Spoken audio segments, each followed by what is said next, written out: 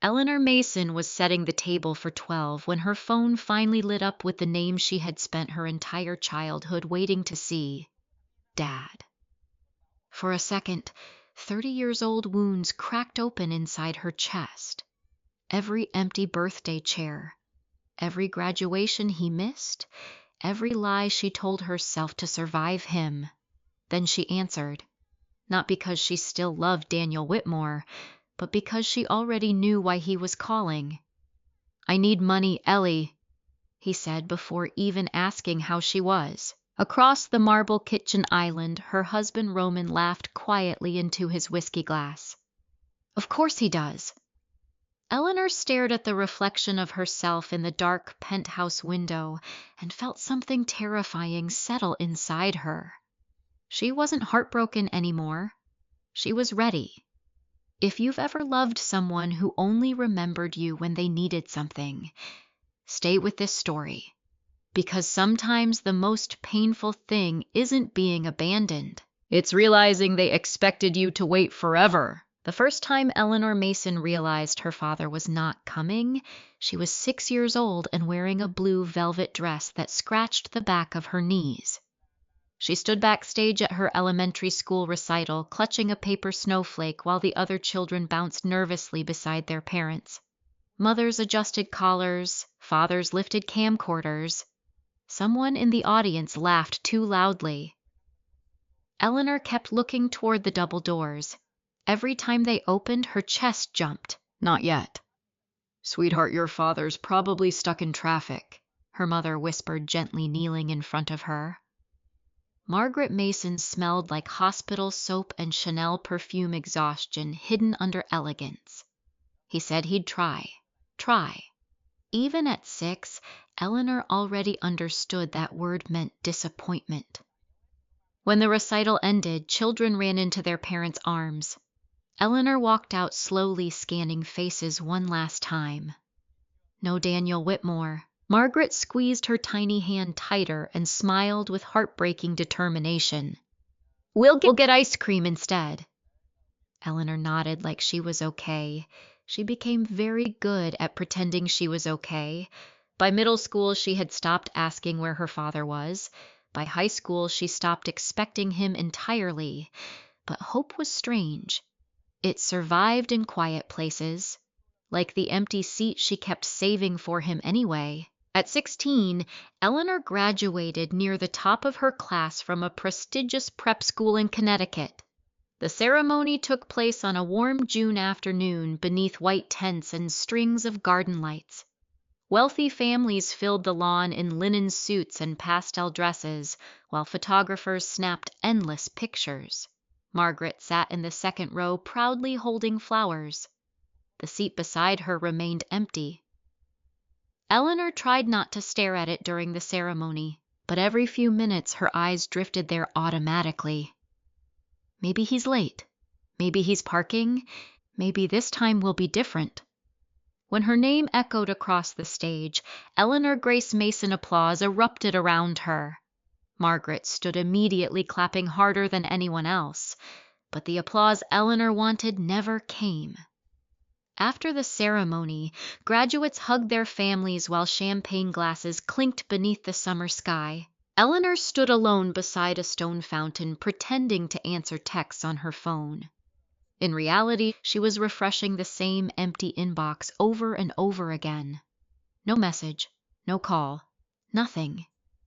A boy from her economics class approached carefully. "Hey, your dad couldn't make it." Eleanor forced a smile so polished it hurt her cheeks. "He's in Chicago for work." The lie came easily now. Everyone always believed it because Daniel Whitmore was important. At least that's what people said. Important men missed things. Important men built companies. Important men forgot birthdays. Important men abandoned their daughters and somehow still got invited to charity galas. That night, Margaret took Eleanor to a tiny Italian restaurant instead of the massive graduation dinner Daniel had promised to pay for. Candles flickered between them while waiters carried expensive wine past their table.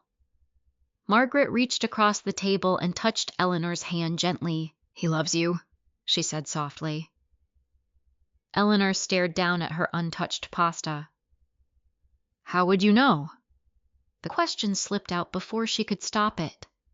Margaret looked wounded instantly, not angry, just tired, so unbelievably tired. "Because I loved him once," she whispered. That answer haunted Eleanor for years because it explained everything.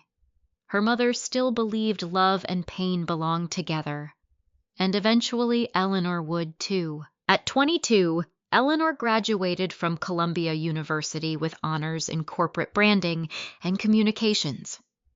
Daniel promised he would be there. He called the night before. "I already booked my flight, sweetheart." She almost believed him. Almost. The next morning, Eleanor sat in her cap and gown, scanning thousands of faces in the packed arena while graduates around her laughed and took selfies with their parents. She checked her phone twice before the ceremony even started, then 5 times during it, then every 10 minutes afterward. Nothing. Margaret arrived late directly from a double shift at the hospital, still wearing scrubs beneath her coat. Her hair was falling out of its clip. Dark circles shadowed her eyes. But she came. She always came. "I'm so proud of you," Margaret said, tearfully pulling Eleanor into a hug.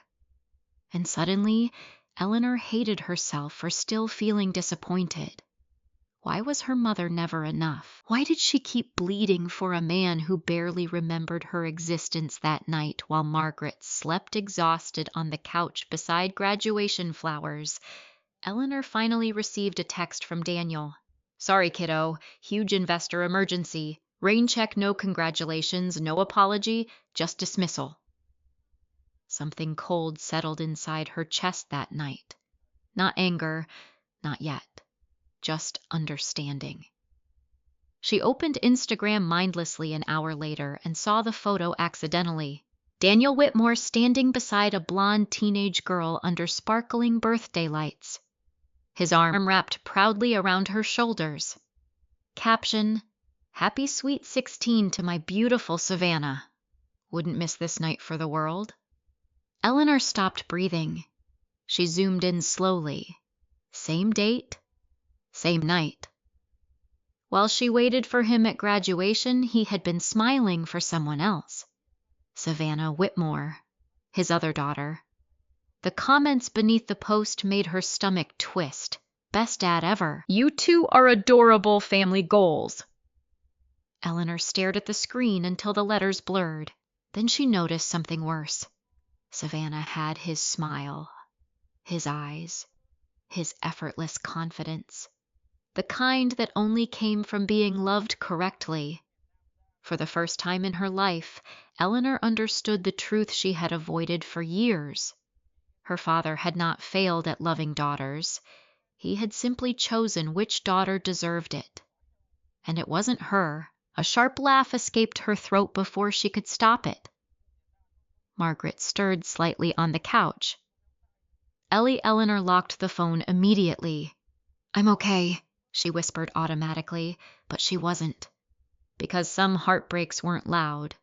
Some arrived quietly, like finally realizing you were never forgotten. Just willingly abandoned. Years later, standing alone in her dark Manhattan penthouse after Daniel's latest phone call asking for money, Eleanor opened that same old photo again. She had saved it all this time. Not because she enjoyed hurting herself, because it reminded her of something important. People only change when losing you costs more than using you. And tomorrow night, for the first time in Daniel Whitmore's life, the bill was finally coming due. The morning of Eleanor Mason's wedding began with rain. Not dramatic rain, not cinematic thunderstorms rolling over Manhattan skylines. Just a soft gray drizzle that clung stubbornly to the windows of the bridal suite, like a warning nobody wanted to acknowledge.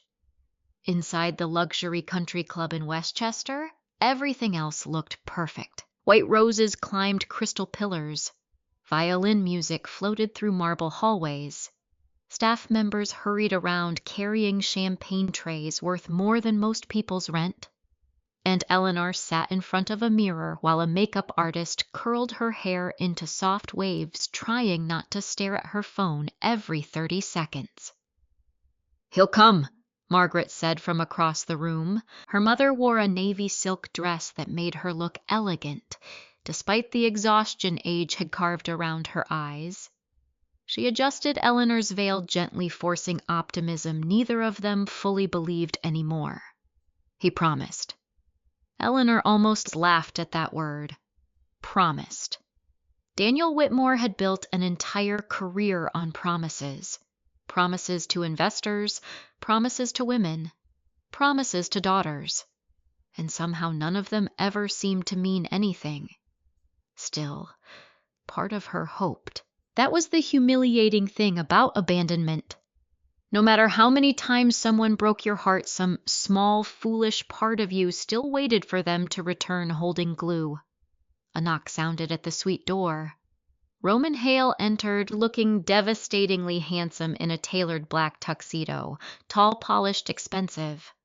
The kind of man who belonged in magazine ads for luxury watches and private banking. For a moment, Eleanor forgot the ache in her chest. Roman smiled softly when he saw her. "Jesus," he whispered, "you look incredible." The makeup artist quietly slipped out with Margaret, giving them privacy. Roman crossed the room and kissed Eleanor carefully. "You okay?" She nodded too quickly. "My dad still hasn't answered." Roman's expression tightened almost invisibly. There it was, that flicker.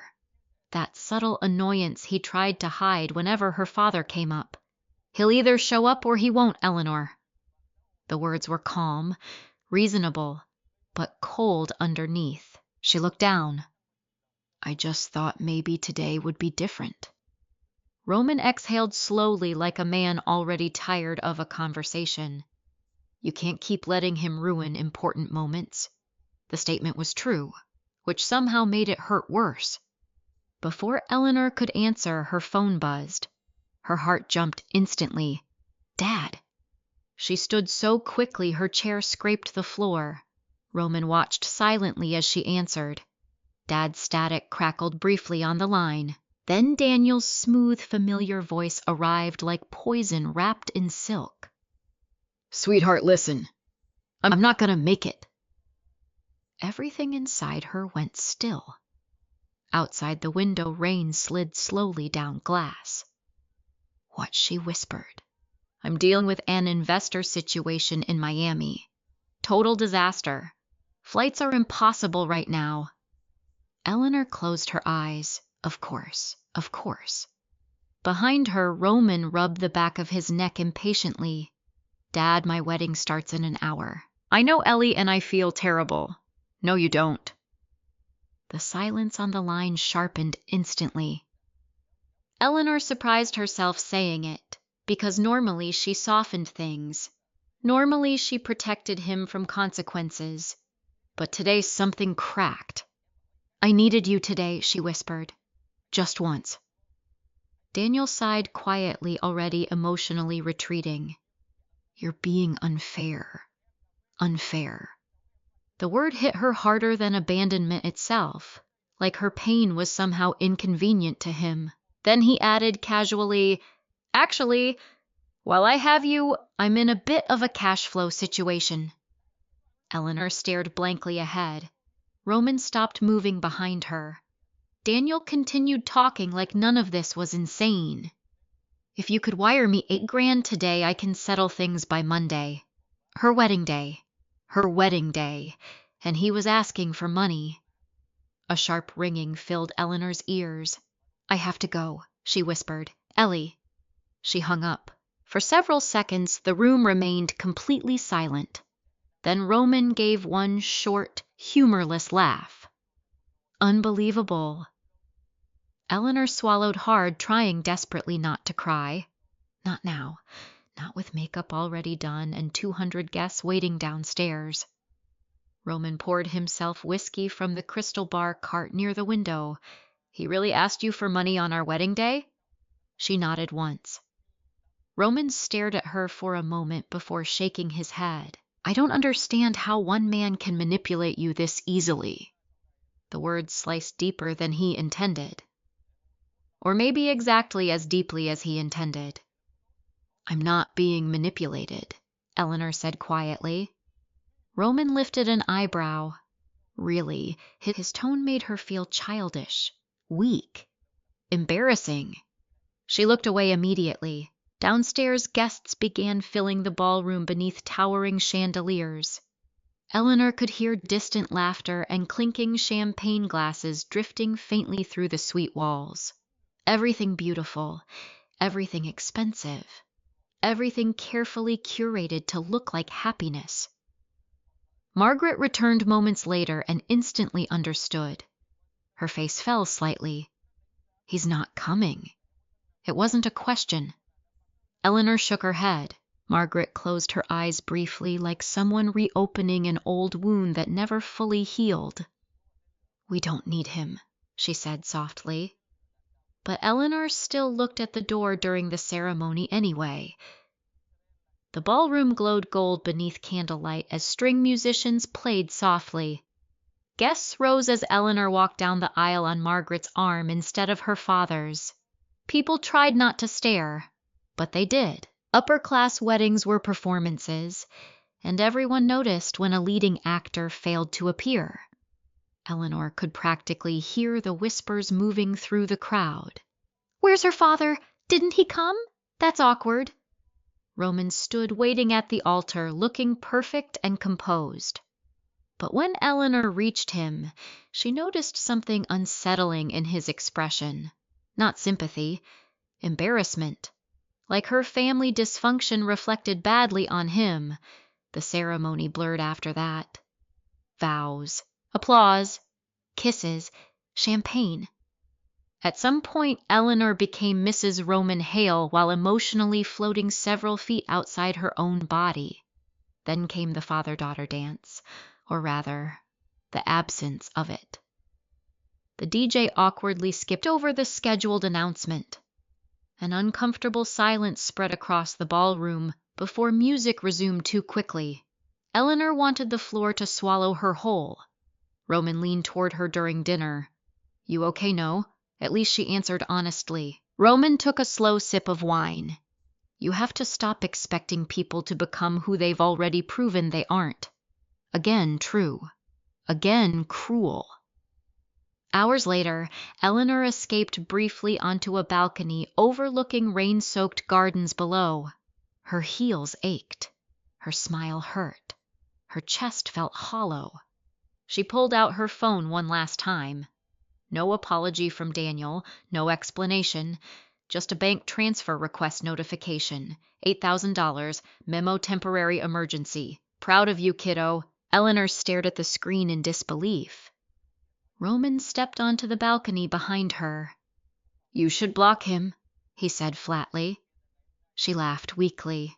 Maybe, but Roman didn't smile. Instead, he studied her with an expression she would later learn to fear. Cold assessment. Like he was measuring exactly how much pain she would tolerate before finally breaking. Then he said quietly, maybe your father knows something about you that everyone else ignores. Eleanor turned slowly. What does that mean? Roman slipped his hands into his pockets. It means some people spend their entire lives getting abandoned for a reason. The words landed harder than a slap. And somewhere deep inside Eleanor Mason, something began dying. The first year of Eleanor and Roman Hale's marriage looked beautiful from the outside. That was the problem. Their Manhattan penthouse appeared in magazines twice. Roman made partner at one of the most prestigious corporate law firms in New York before turning 35. Eleanor built his public image carefully beside him. Charity galas, networking dinners, polished interviews, curated smiles. People called them powerful together, elegant together, perfect together, and Eleanor worked very hard to deserve those words. She learned Roman liked silence when he came home stressed. She memorized how he took his coffee, She stopped bringing up difficult emotions at dinner because he hated drama after work. Eventually, she stopped bringing up her emotions at all. It happened slowly enough that she barely noticed. That was Roman's gift. He never shattered people loudly. He hollowed them out quietly. At first, the comments sounded harmless. "You're overthinking again. You're too sensitive. You always assume the worst." Then they sharpened. "No wonder your father disappeared if this is what relationships with you feel like." Every time he said something cruel, he wrapped it inside logic, inside calmness, inside reason. And Eleanor, who had spent her entire life trying to become lovable enough to stay, always believed maybe he was right. One winter evening, Eleanor stood in the kitchen preparing dinner while Roman scrolled through emails at the Marble Island counter. "You forgot the investor dinner tomorrow," he said without looking up. Eleanor blinked. "No, I didn't." "It's Friday?" Roman finally glanced at her. "It's Thursday." Her stomach dropped instantly. "Oh my God!" Roman sighed heavily and closed his laptop.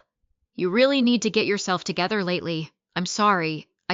You just what?" His voice stayed perfectly calm. That almost made it worse. Eleanor looked down at the cutting board in front of her. "I've been tired." Roman gave a short, humorless laugh. "You don't even work full time anymore, Eleanor." The comment hit harder than he realized, or maybe exactly as hard as he intended, because technically she had given up most of her consulting clients after marriage. Roman said his career was more demanding, more important. Their social image required flexibility. At some point, he continued, "You have to stop acting like life is happening to you." Eleanor swallowed quietly. The terrible thing about emotional manipulation was how ordinary it sounded to outsiders. No screaming, no bruises, just constant erosion, like water slowly wearing through stone. That night, Eleanor stood alone in their bathroom removing makeup, while Roman slept in the bedroom behind her. She stared at herself in the mirror. 32 years old. Beautiful, successful once, and somehow disappearing anyway. Her phone buzzed softly against the marble counter. "Dad." Eleanor froze instantly. It was almost midnight. She answered quietly. "Hello?" Daniel Whitmore sounded drunk. "Ellie, sweetheart." "You awake, Dad? What's wrong?" "I'm in a little trouble." Of course he was. Always trouble, always emergencies, always money, never love. Eleanor closed her eyes tiredly. How much Daniel laughed softly. "Knew you were my smart girl." The words should have felt affectionate. Instead, they made her feel purchased. What happened now? "Temporary liquidity issue. That's not a number. 25,000. Eleanor almost dropped the phone. "Dad, I can pay you back in 6 months." They both knew that was a lie. "I don't have that kind of money available right now. Roman does." Her chest tightened immediately. He doesn't need to know. Eleanor turned towards the bedroom doorway instinctively, even though Roman was asleep. Or pretending to be. With Roman, she never fully knew. "Dad, I can't keep doing this." Daniel's tone shifted subtly colder. "After everything I've done for you?" Eleanor actually laughed. A broken sound. "What exactly have you done for me?" Silence. Then irritation. "You always make things emotional." There it was again. Emotional. The word men used whenever women finally reacted to pain they caused. Daniel sighed dramatically into the phone. "Forget it. I shouldn't have called." And immediately panic rose inside Eleanor anyway, because abandonment rewired people strangely. Even after years of mistreatment, she still feared disappointing him. "I'll see what I can do," she whispered. Daniel softened instantly. "That's my girl." The line disconnected. Eleanor stood motionless in the dark kitchen afterward, shame crawling through her chest. Then a voice behind her said quietly, "How much this time?" She spun around. Roman leaned against the hallway entrance, wearing gray pajama pants, watching her with unreadable eyes. "You were awake." Roman ignored the question. How much? Eleanor looked away. 25. Roman gave a low whistle. Your father's getting ambitious. Humiliation burned hot beneath her skin. I told him no. Roman studied her for a moment like he was deciding whether to believe her. Then he walked calmly toward the liquor cabinet. You know, he said while pouring bourbon into a crystal glass, sometimes I think he calls because he knows you enjoy being needed. Eleanor frowned slightly. What? Roman shrugged. Some people confuse suffering with purpose. The words lingered uncomfortably in the air. I don't enjoy this. No, Roman sipped his drink slowly. Then why do you always say yes? Because maybe if I save him enough, he'll finally love me? But Eleanor couldn't admit that aloud, not even to herself. Roman approached her slowly. He brushed a strand of hair behind her ear with deceptive tenderness. You have a good heart, he murmured. Then came the knife. But good hearts usually belong to weak people. Eleanor flinched almost invisibly. Roman noticed. He always noticed. And somehow that made him gentler instead of crueler, like a scientist carefully studying damage. You need stronger boundaries, he continued softly. People take advantage of you because you let them. The twisted thing was, part of her believed he was helping her. That was how emotional control worked. It dressed itself as wisdom. Months passed, then years. Roman became more successful, more admired, more distant. Eleanor became quieter, smaller somehow. She stopped pitching major clients because Roman hated when her schedule interfered with his. She canceled networking trips, declined opportunities. When friends asked why Roman always answered for her, Eleanor prefers focusing on family now. Family. The word felt ironic inside a marriage where she often ate dinner alone. One rainy Thursday afternoon, Eleanor entered Roman's home office looking for a charger while he showered upstairs after the gym. The office smelled like leather and expensive cologne. Floor-to-ceiling windows overlooked the Hudson River beneath gray clouds. Roman hated anyone touching his desk. But Eleanor wasn't snooping. Not yet. She opened a drawer searching for cables and accidentally found a folder instead. Nothing dramatic about it. Simple black leather, neatly organized. Her name typed across the tab. Eleanor Personal. A strange chill crept over her skin. Slowly she opened it. Bank transfers, wire confirmations, private payment records. Her stomach tightened immediately. Recipient Daniel Whitmore. Again, and again, and again. Thousands of dollars across several years. 10,000, 15, 25. Some signed directly by Roman. Others routed through shell accounts. Eleanor stared in disbelief. Roman had been giving her father money behind her back, not once, repeatedly. Why, her breathing became shallow. Then she found the email. Printed. Highlighted. Dated almost 3 years earlier. From Daniel Whitmore to Roman Hale. Keep her soft. She always folds eventually. Eleanor stopped breathing. Another message underneath. As long as she thinks I still might love her, she'll never fully leave either of us. The room tilted violently. Her knees nearly buckled. No, no, no, no. This couldn't. Footsteps echoed upstairs. Roman coming back down. Eleanor shoved the folder back into the drawer seconds before he entered the office doorway, adjusting his cufflinks. He paused immediately, their eyes locked. Roman smiled slowly, but something dangerous flickered behind it. What are you doing in here? And for the first time in her marriage, Eleanor Mason felt afraid of her husband. Eleanor barely slept the night before the dinner. She lay awake beside Roman while Manhattan glowed outside their bedroom windows, replaying the emails in her mind over and over again. Keep her soft. She always folds eventually. The cruelty of it wasn't just that they manipulated her. It was how casually they discussed it, like she wasn't a person, like she was a weakness to manage, a resource to control. Beside her, Roman slept peacefully on his back, one arm draped across the mattress like a man completely untroubled by guilt. Eleanor stared at the ceiling until sunrise. Then she got up and began preparing for war. By 6 that evening, the penthouse looked immaculate. Candles flickered across marble counters. Soft jazz drifted through hidden speakers. The city skyline burned gold beneath the fading sunset outside the floor-to-ceiling windows.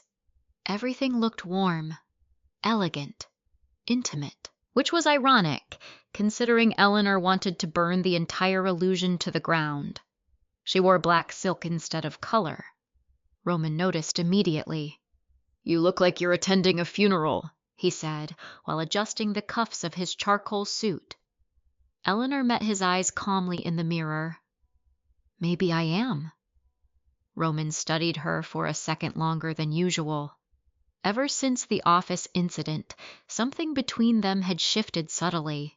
He had become more observant, more careful, and Eleanor had become quieter in a way that no longer resembled submission. It resembled distance. The doorbell rang at exactly 7. Of course, Daniel Whitmore arrived on time when money was involved. Roman opened the door first. Daniel he greeted smoothly. "Roman, my boy." The two men shook hands warmly enough to make Eleanor's stomach twist. Daniel entered carrying expensive wine and effortless charm like always. At 62, he still looked unfairly handsome silver at the temples tailored navy coat polished smile, the kind of man strangers trusted instantly, the kind of man daughters spent lifetimes trying to impress. Then Eleanor saw the woman beside him, blonde, tall, beautiful, maybe 24, Savannah Whitmore, her half-sister. Savannah smiled brightly the second she saw Eleanor. "Oh my God, finally." She stepped forward immediately for a hug. "I've wanted to meet you forever." Eleanor stood frozen for half a second before forcing herself to move. Savannah smelled like expensive perfume and happiness. The dangerous kind, the kind built from never questioning whether you were loved. "You too," Eleanor lied softly. Daniel looked around the penthouse approvingly. "Jesus, Ellie, this place is incredible." "Ellie." The nickname sounded foreign now, like hearing a song from childhood after someone ruined the memory attached to it. Roman poured drinks while Savannah wandered toward the windows. "The view is insane." She laughed. "Dad said you guys basically live in a movie." "Dad said." The phrase hit Eleanor harder than expected. Savannah said it naturally, comfortably, like Daniel had always been there, because he had. For her. Dinner began pleasantly enough. That was the disturbing part. Savannah was genuinely likable. She talked openly about her skincare company in Los Angeles, her travels through Europe, ridiculous influencer scandals, private school stories. And Daniel listened to every word with complete attention, proud, engaged, present. Eleanor sat silently across the table, watching her father become someone she had never met before. At one point, Savannah laughed and said, "Remember when you flew all the way to Paris because I got dumped?" Daniel grinned immediately. "You were devastated." "I was 19 and dramatic." "You cried for 2 straight days." Roman chuckled politely. Eleanor stared down at her wineglass. "Paris." Daniel flew to another country because Savannah had a breakup. But he missed Eleanor's college graduation because of an investor emergency. Something sharp twisted beneath her ribs. Then Savannah turned toward her warmly. "Dad says you were always the smart one." Eleanor almost laughed at the absurdity. "Does he?" "Yeah." Savannah smiled easily. "He talks about you all the time." Daniel nodded calmly. "I'm proud of both my daughters. Both my daughters." The sentence sounded beautiful, if it had been true. Eleanor looked directly at him for the first time that evening. "What's my birthday?" The room went silent. Daniel blinked once. Savannah frowned, slightly confused. Roman shifted subtly beside Eleanor. "Excuse me?" Daniel asked lightly. "My birthday." Eleanor tilted her head calmly. "What is it?" A long pause followed. Daniel smiled awkwardly. "Ellie." "No, it's okay." Eleanor's voice remained soft. "You said you talk about me all the time." Savannah looked between them uncertainly now. Daniel cleared his throat. "April." Eleanor said nothing. "April 18th, he added quickly. "Wrong. Her birthday was April 14th. Roman reached for his whiskey. Savannah's smile faded slowly. Daniel forced a laugh. "Jesus, I mixed up the dates. You mixed up your daughter." The air changed instantly. Roman spoke carefully. "Eleanor." But she ignored him. For years she would have swallowed the humiliation. Not tonight. Savannah stared at Daniel in confusion. Dad Daniel's jaw tightened slightly. "You're making a scene." The familiar accusation. Emotional, difficult, too much. Eleanor folded her hands calmly in her lap. "No," she said quietly. "I spent my entire life avoiding scenes. That's why everyone got comfortable hurting me." Roman's expression darkened almost imperceptibly. Savannah looked deeply uncomfortable now. "Maybe we should just—" "No," Eleanor interrupted gently. "Actually, I'd love to hear more childhood stories."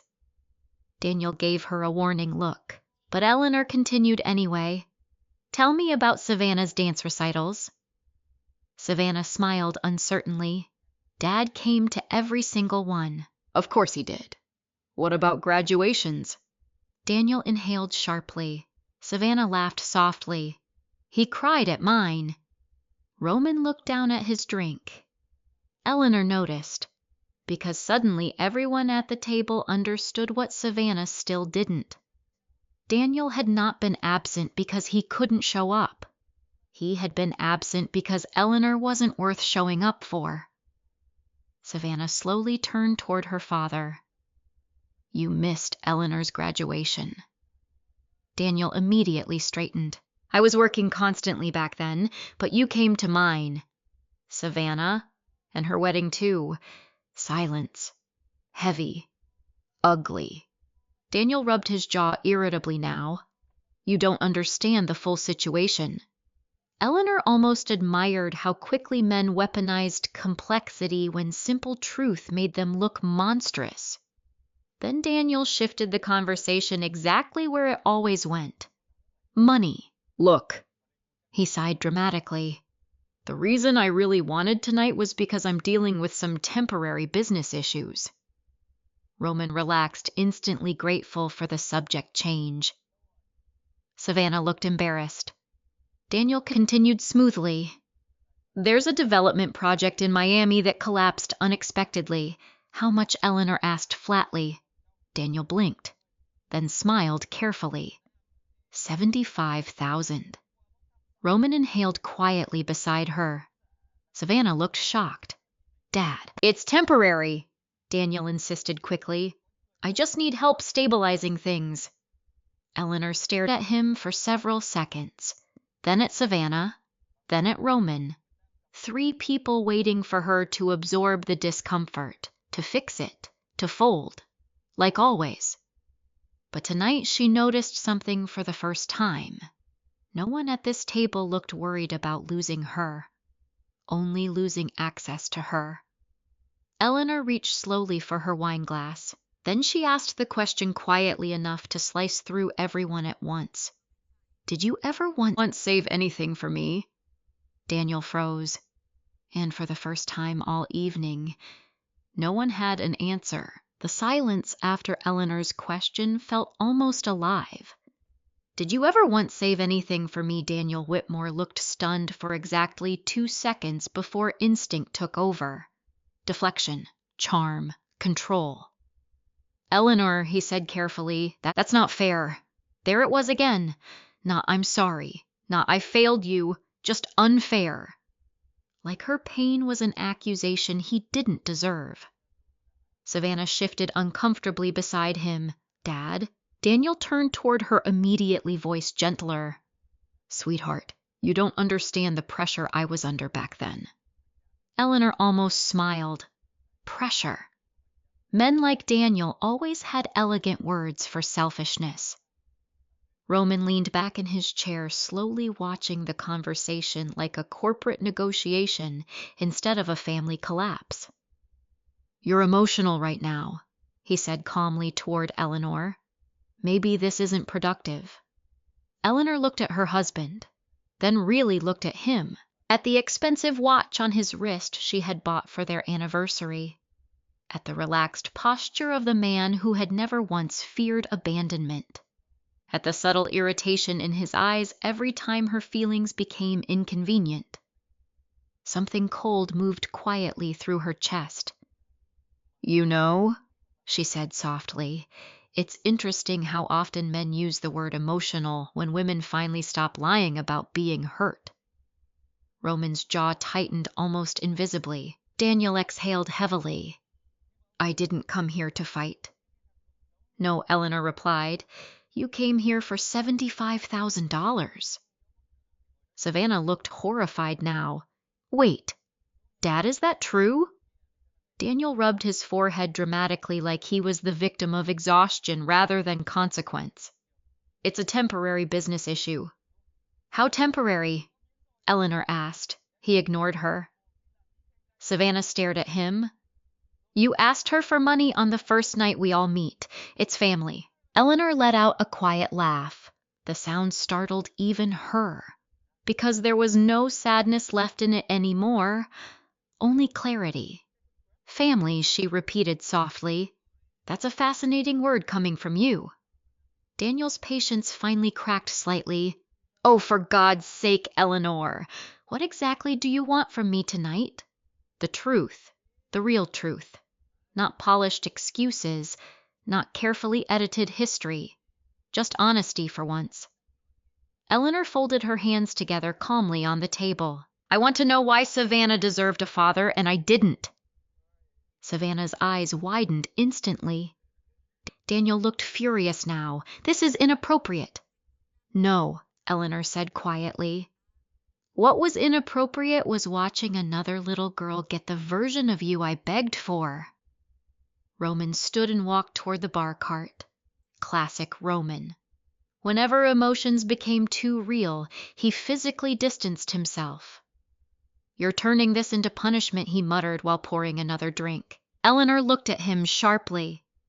Punishment, Roman turned calmly. You invited everyone here to humiliate them. No, Eleanor replied.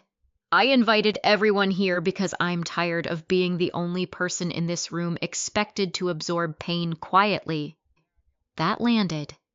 Even Savannah lowered her gaze. Daniel suddenly softened his voice again, switching tactics effortlessly. Ellie, he said gently, you were always harder to reach emotionally. Eleanor stared at him in disbelief. Harder to reach. A child. He was describing a child. You disappeared before I even knew how to drive. You pushed people away. The manipulation was almost impressive. Roman nodded slightly like Daniel was making reasonable points. And suddenly Eleanor understood something horrifying. Men protected each other instinctively, even when they barely liked one another, because accountability threatened all of them. Savannah frowned. Dad, stop. Daniel looked irritated. I'm trying to explain. No, you're blaming her. The room went still. For the first time all evening, Savannah looked directly at Eleanor instead of through her. And Eleanor saw it happen. The beginning of doubt, the first crack in the perfect father image Savannah had built her entire life around. Daniel noticed it too. That made him nervous. You don't understand adult relationships, he snapped toward Savannah. I understand enough to know this isn't normal. Roman intervened smoothly before the conversation spiraled further. Maybe we should all take a breath. Eleanor almost laughed again. Of course, Roman wanted calm now. Calm always benefited the people causing damage, never the people surviving it. Savannah looked toward Eleanor carefully. Did he really miss your graduation? Eleanor nodded once. And your wedding? Another nod. Savannah turned slowly toward Daniel like she no longer recognized him. But you flew to California when I had panic attacks after Tyler cheated on me. Daniel's expression hardened subtly. Savannah, you took me to Paris after my breakup. That's different. How no one answered. Outside the penthouse windows, Manhattan glittered beneath the dark sky like another universe entirely. Inside, decades of lies were finally suffocating under light. Daniel reached for his wine glass with visible irritation now. I made mistakes. Fine. But I'm here now. Eleanor's eyes locked onto his. No, she said quietly. You're here because you're broke.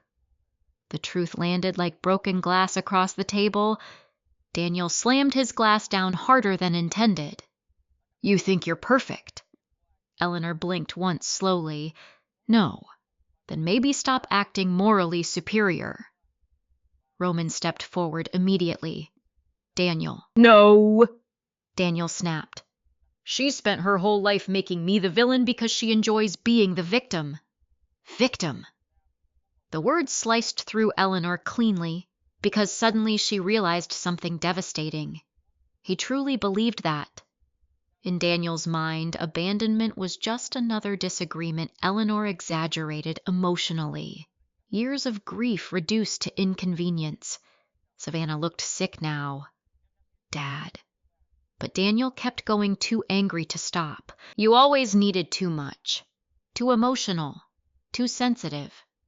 Your mother filled your head with fantasies about family and loyalty, and do not blame my mother for your failures. The sharpness in Eleanor's voice stunned everyone into silence, including herself. Daniel stared at her. Roman slowly lowered his drink.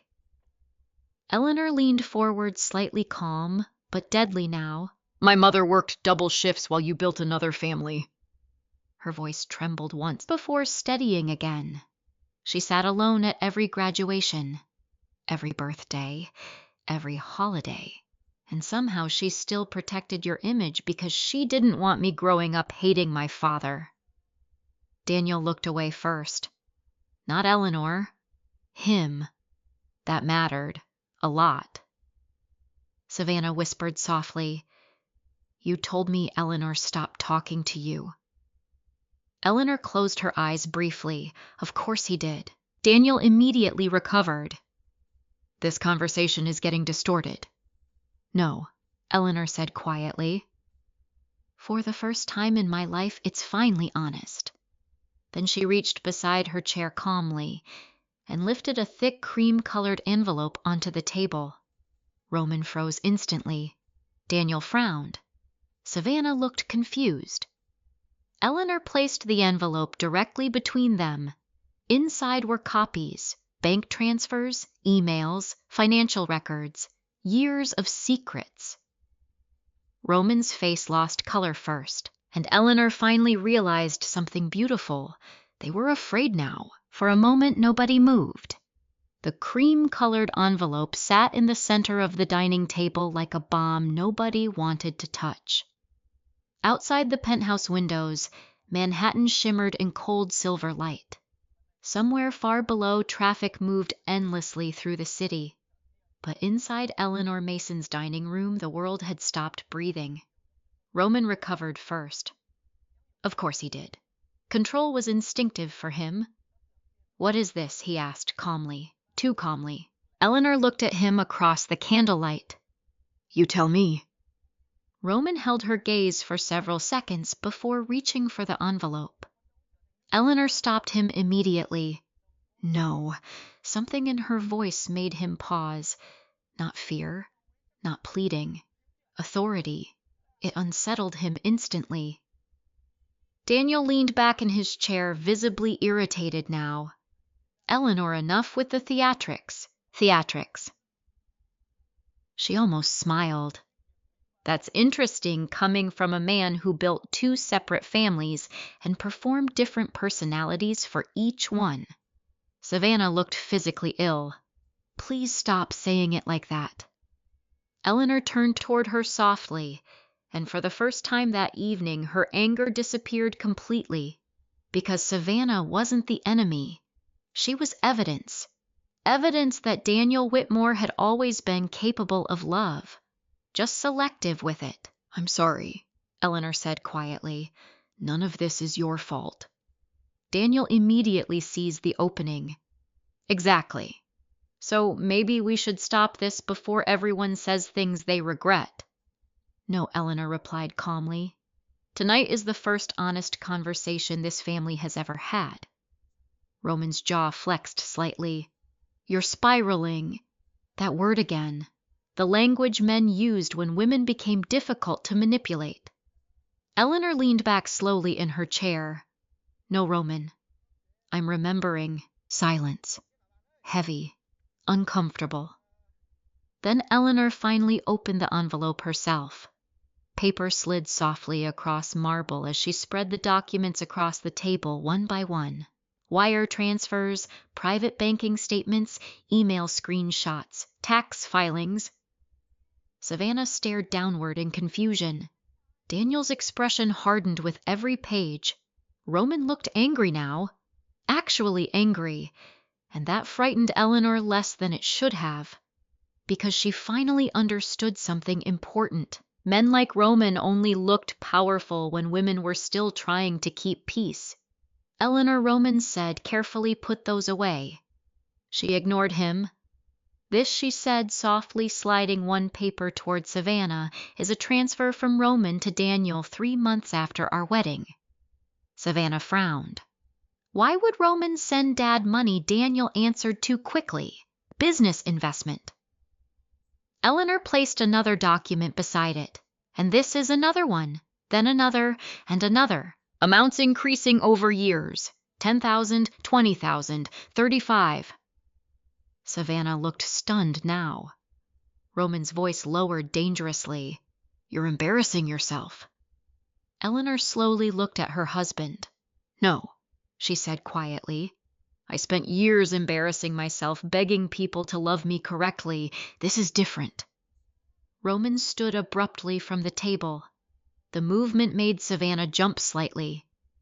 "Can we speak privately?" he asked through clenched teeth. Eleanor remained seated. "No." The refusal stunned him. Not because it was loud, because it was immediate. Roman wasn't used to immediate resistance. Daniel rubbed his forehead. Jesus Christ. Then Eleanor slid the printed emails forward. That changed everything. Roman went completely still. Daniel stopped breathing for half a second. Savannah whispered, "What are those?" Eleanor answered without taking her eyes off Roman. "Conversations." Roman's voice sharpened instantly. "Do not do this." "Why?" Eleanor asked softly. "Because now there's an audience?" Savannah picked up the first printed page before anyone could stop her. Her eyes moved quickly across the text, then widened. "What the hell is this?" Daniel reached for the paper immediately. "Savannah, no." Savannah pulled it back and read aloud, "Keep her soft. She always folds eventually." The room went dead silent. Eleanor watched Roman carefully. Not Daniel. Roman. Because this was the moment masks cracked. Roman exhaled slowly through his nose. "You went through my private files." Eleanor almost laughed. That was his defense. Not denial. Privacy. "How long?" she asked quietly. Roman didn't answer. "How long were you sending my father money behind my back?" Roman looked exhausted suddenly. Like this conversation inconvenienced him more than the betrayal itself. He needed help. "No," Eleanor said softly. "You needed leverage." Daniel slammed a hand against the table. That's enough. Savannah flinched. Eleanor didn't. Daniel pointed toward the documents furiously. You don't understand business relationships, then explain this one. Eleanor lifted another email, this one highlighted. As long as she thinks I still might love her, she'll never fully leave either of us. Savannah's face drained of color completely. Oh my God. Roman closed his eyes briefly, and Eleanor realized something devastating. He wasn't ashamed. He was annoyed he got caught. That hurt more. Much more. Savannah stood abruptly from the table. You talked about her. Daniel rose immediately, too. Savannah, calm down. No. Her voice cracked sharply through the penthouse. You told him to manipulate her.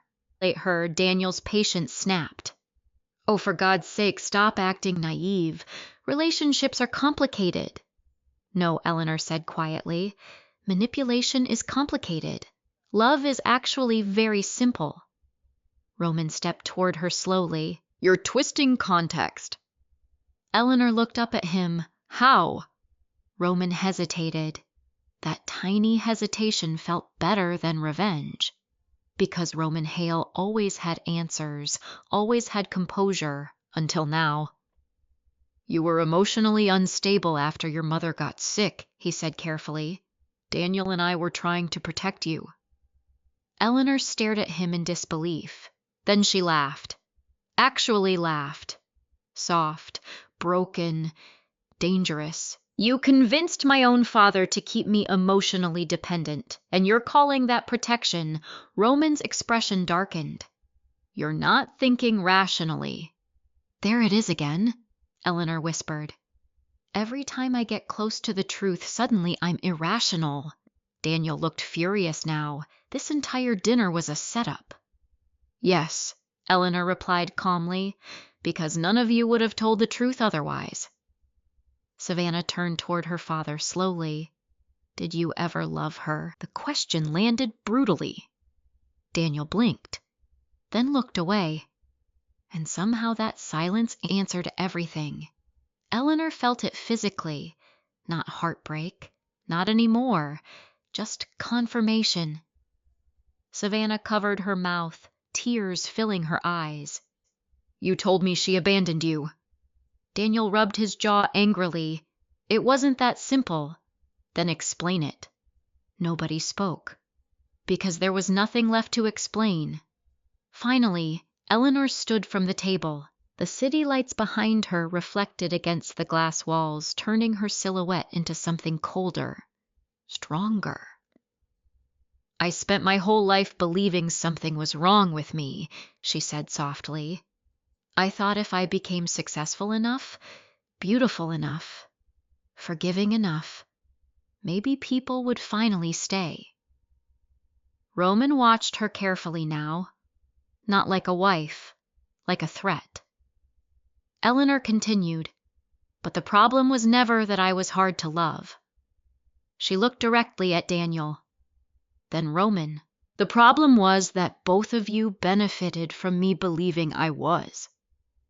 Silence swallowed the room. Then Eleanor reached into the envelope one final time and placed a business card on the table.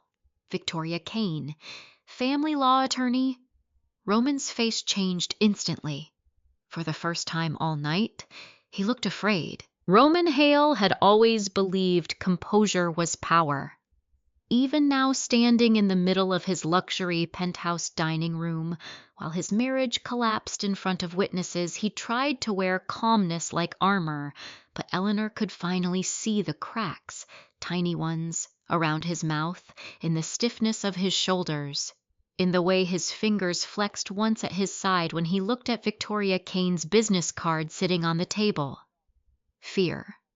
Good. For years, Eleanor had been the only frightened person in every room. Now it was someone else's turn. This is insane, Roman said finally. His voice remained controlled, but the warmth was gone completely now. Savannah stood near the windows, hugging herself tightly, visibly shaken. Daniel paced beside the dining table like a man trying to calculate exits, and Eleanor felt strangely calm, not happy, not victorious, just awake. Roman turned toward her carefully. "You hired a divorce attorney without speaking to me first." Eleanor almost smiled at the absurdity. "You coordinated with my father behind my back for years. That's different." How Roman opened his mouth, then closed it again, because there was no good answer. Daniel suddenly stepped forward aggressively. "You're blowing this out of proportion." Eleanor turned toward him slowly. "No, I spent 30 years minimizing it." Daniel scoffed. "You've always been dramatic." The old insult. The reliable one. The word men used whenever women became inconvenient. But this time it didn't hurt. That startled Eleanor more than anything else, because for the first time in her life, Daniel Whitmore no longer had emotional access to her. Roman stepped between them, slightly shifting into damage control mode. "Everyone needs to calm down." Savannah laughed bitterly from across the room. "You don't get to say that." Roman looked irritated. "Savannah, this isn't your marriage." "No," she snapped. "It's just my father helping destroy it, apparently." Daniel rubbed his temples angrily. "Can everyone stop acting like I committed murder?" The room fell silent. Then Eleanor said softly, "No, you just taught people how little I was worth. That landed harder than shouting would have." Daniel looked away first again. "Interesting." Roman moved closer toward Eleanor, lowering his voice. "We should discuss this privately." "No." The immediate refusal darkened his expression. "Eleanor." I said no. For years she would have softened after that tone, would have apologized, would have tried to de-escalate his discomfort. But now she saw it clearly. Roman had trained her to confuse obedience with peace. And once you noticed manipulation, it became impossible to unsee it. Roman's voice dropped colder. "You are humiliating yourself." Eleanor tilted her head slightly. "Am I?" "Yes." "No," she said quietly. "I think I'm humiliating you." Silence. Savannah stared openly now. Daniel looked furious. "And Roman?" Roman finally stopped pretending to be patient. "There it is," he muttered darkly. "This victim performance you always do." Eleanor blinked slowly. Victim performance. The phrase echoed strangely in her head, like suddenly realizing someone had been rewriting your reality for years. "You cheated on me," she said calmly.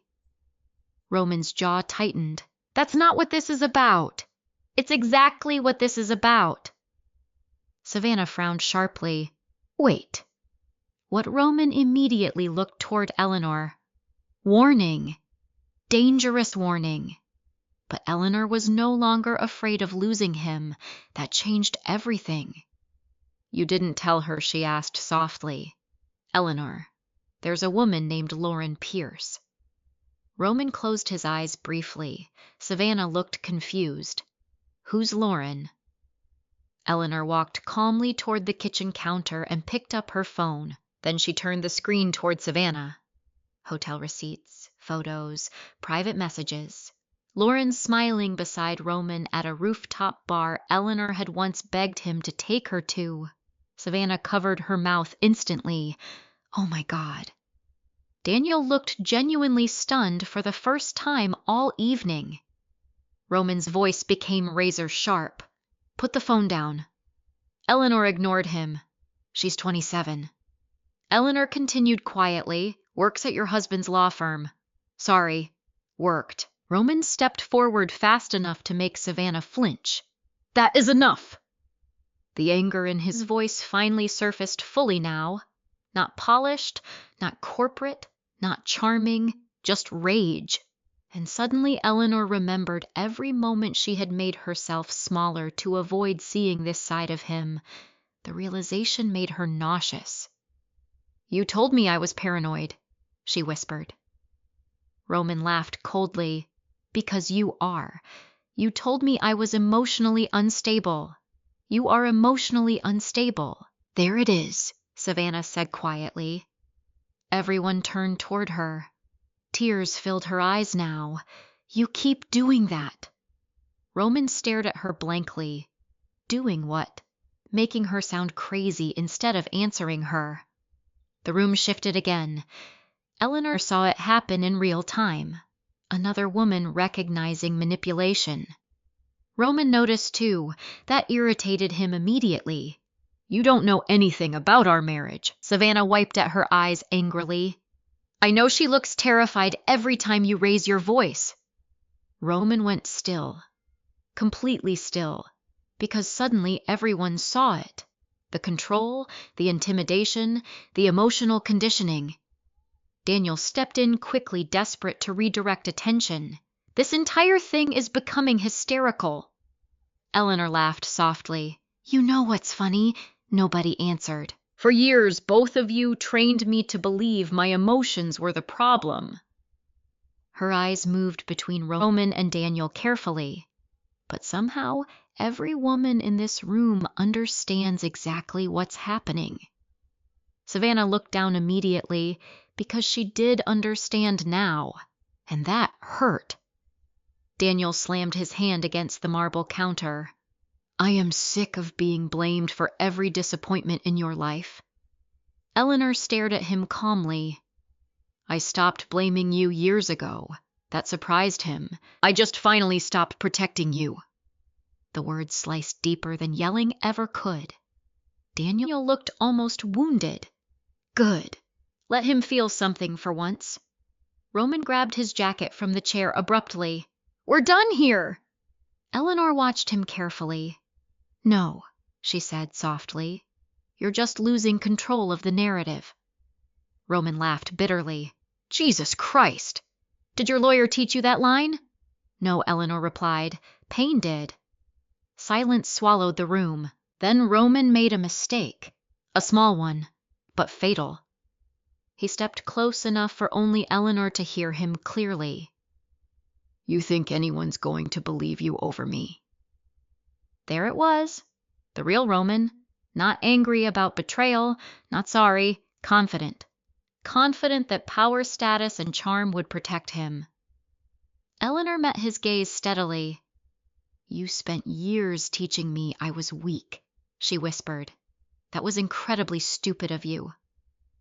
Something flickered behind Roman's eyes then. Not rage, not contempt. Concern. Real concern. Because for the first time since they met, Eleanor Mason was no longer reacting emotionally to him. She was observing him. And manipulative people became very frightened when their target stopped needing their approval. Savannah suddenly spoke again, voice trembling. Dad, did you really tell Roman how to handle Eleanor? Daniel looked exhausted now. You're twisting things. No, Eleanor said quietly. I finally stopped untwisting them. Then she picked up the remaining documents slowly. There's more. Roman's face hardened instantly. What more? Eleanor looked directly at him, then said the name carefully.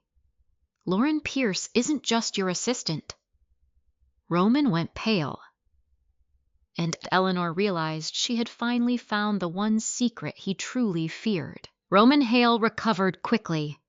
Too quickly. That was what made him dangerous.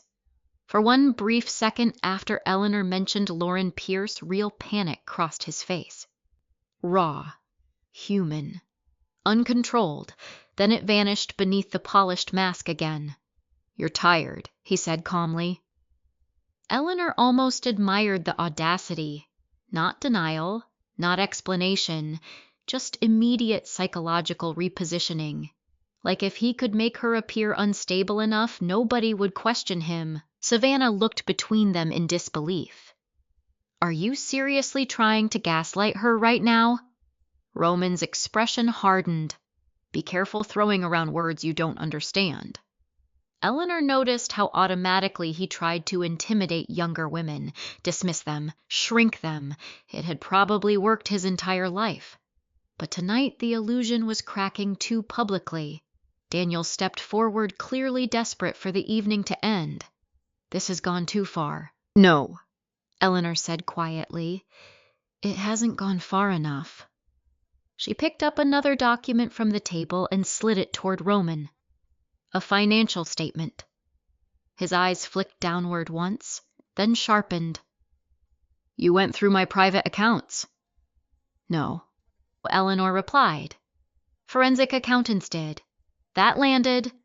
Roman went completely still again. This time even Daniel noticed. "What accountants?" Daniel asked carefully. Eleanor finally looked at her father directly. "The kind who specialize in hidden assets." Silence. Roman laughed once.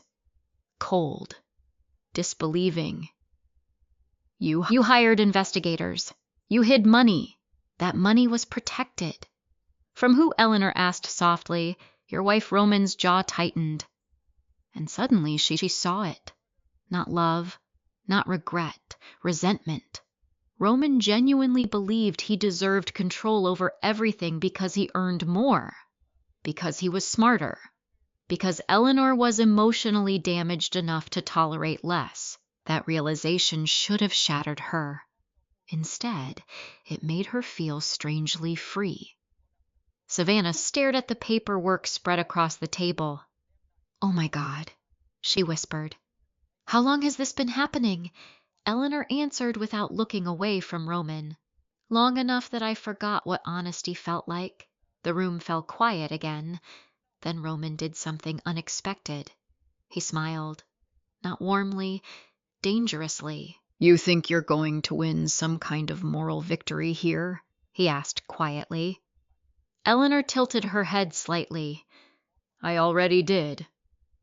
Roman laughed under his breath. "You have no idea how ugly this becomes if you move forward with divorce." There it was, the threat underneath sophistication. Eleanor would have feared that tone once. Now she just heard desperation hiding inside it. "You mean for you?" she asked. Roman stepped closer. "Do you really think people are going to side with the emotionally unstable wife over me?" Savannah visibly flinched. Daniel looked uncomfortable. And Eleanor? Eleanor suddenly realized something devastating. Roman had never truly seen her. Not once.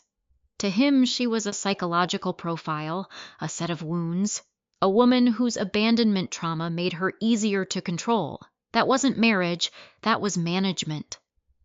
She looked at him calmly. "You spent years convincing me I was difficult to love." Her voice stayed terrifyingly steady. "But healthy people don't need to manipulate someone into staying." Roman scoffed. "Healthy people also don't hire investigators against their spouse." "No," Eleanor agreed softly. "Healthy people don't need to." That shut him up. For a second. Then Daniel finally exploded. "Enough!" His voice cracked violently through the penthouse. Savannah jumped. Roman stepped back instantly, letting Daniel absorb attention again. Classic. Always repositioning. Daniel pointed furiously at Eleanor. "You are destroying this family." Eleanor stared at him. "What family?" The question hit him harder than rage. Because beneath all his selfishness, Daniel Whitmore still wanted to believe he was a good man. A flawed father, maybe, but not cruel, not intentionally harmful. Eleanor's calmness forced him to confront something much uglier. Intent didn't matter when damage lasted decades. Savannah spoke quietly. "She's right." Daniel turned toward her immediately. "Savannah, no." Tears filled her eyes again. "You lied to me my whole life." Daniel softened instantly. Because Savannah was the daughter he protected. "Sweetheart, you made Eleanor sound unstable." "I was trying to protect you." "From what? The truth?" Daniel had no answer. Roman rubbed his jaw impatiently. Can we stop turning this into group therapy? That sentence changed something. Margaret Mason entered the penthouse at that exact moment. Nobody had noticed the elevator. Eleanor froze instantly. Mom Margaret stepped slowly into the dining room wearing a cream wool coat, confusion fading into concern as she took in the scene. The documents, Savannah crying, Roman angry, Daniel furious, and Eleanor standing in the center of it all looking heartbreakingly calm. Margaret's eyes landed on Daniel first. "Oh God," she whispered. Daniel looked exhausted. "Margaret, this isn't the time." Her expression hardened instantly. Interesting. Eleanor rarely saw her mother angry, but Daniel still had the power to bring it out. "No," Margaret said quietly. "It's long overdue." Roman straightened immediately, shifting back into charming professionalism. "Margaret Eleanor's upset and don't." The sharpness in Margaret's voice stunned everyone, including Eleanor. Margaret looked directly at Roman. "I spent 20 years making excuses for one emotionally selfish man." Her eyes flicked toward Daniel briefly. "I'm not doing it for another." Silence swallowed the room whole. Roman blinked once. Probably because women rarely spoke to him that way. Margaret walked slowly toward the table, looking at the scattered documents, then at Eleanor. And something inside her face broke. "You finally found out." Not a question. Eleanor's chest tightened. "You knew." Margaret closed her eyes briefly. "No," she whispered. "Not everything." Daniel looked horrified suddenly. "Margaret, I knew he kept giving your father money," she said softly to Eleanor. "I didn't know about the emails." Eleanor felt sick. How long? Margaret looked ashamed. A few years. The betrayal hit differently. Sharper somehow, not because her mother was cruel, because she had chosen silence to survive. And Eleanor understood that instinct too well. "I didn't tell you because I was afraid you'd stay out of guilt," Margaret whispered tearfully. "And I already watched one woman lose her life trying to earn love from selfish men."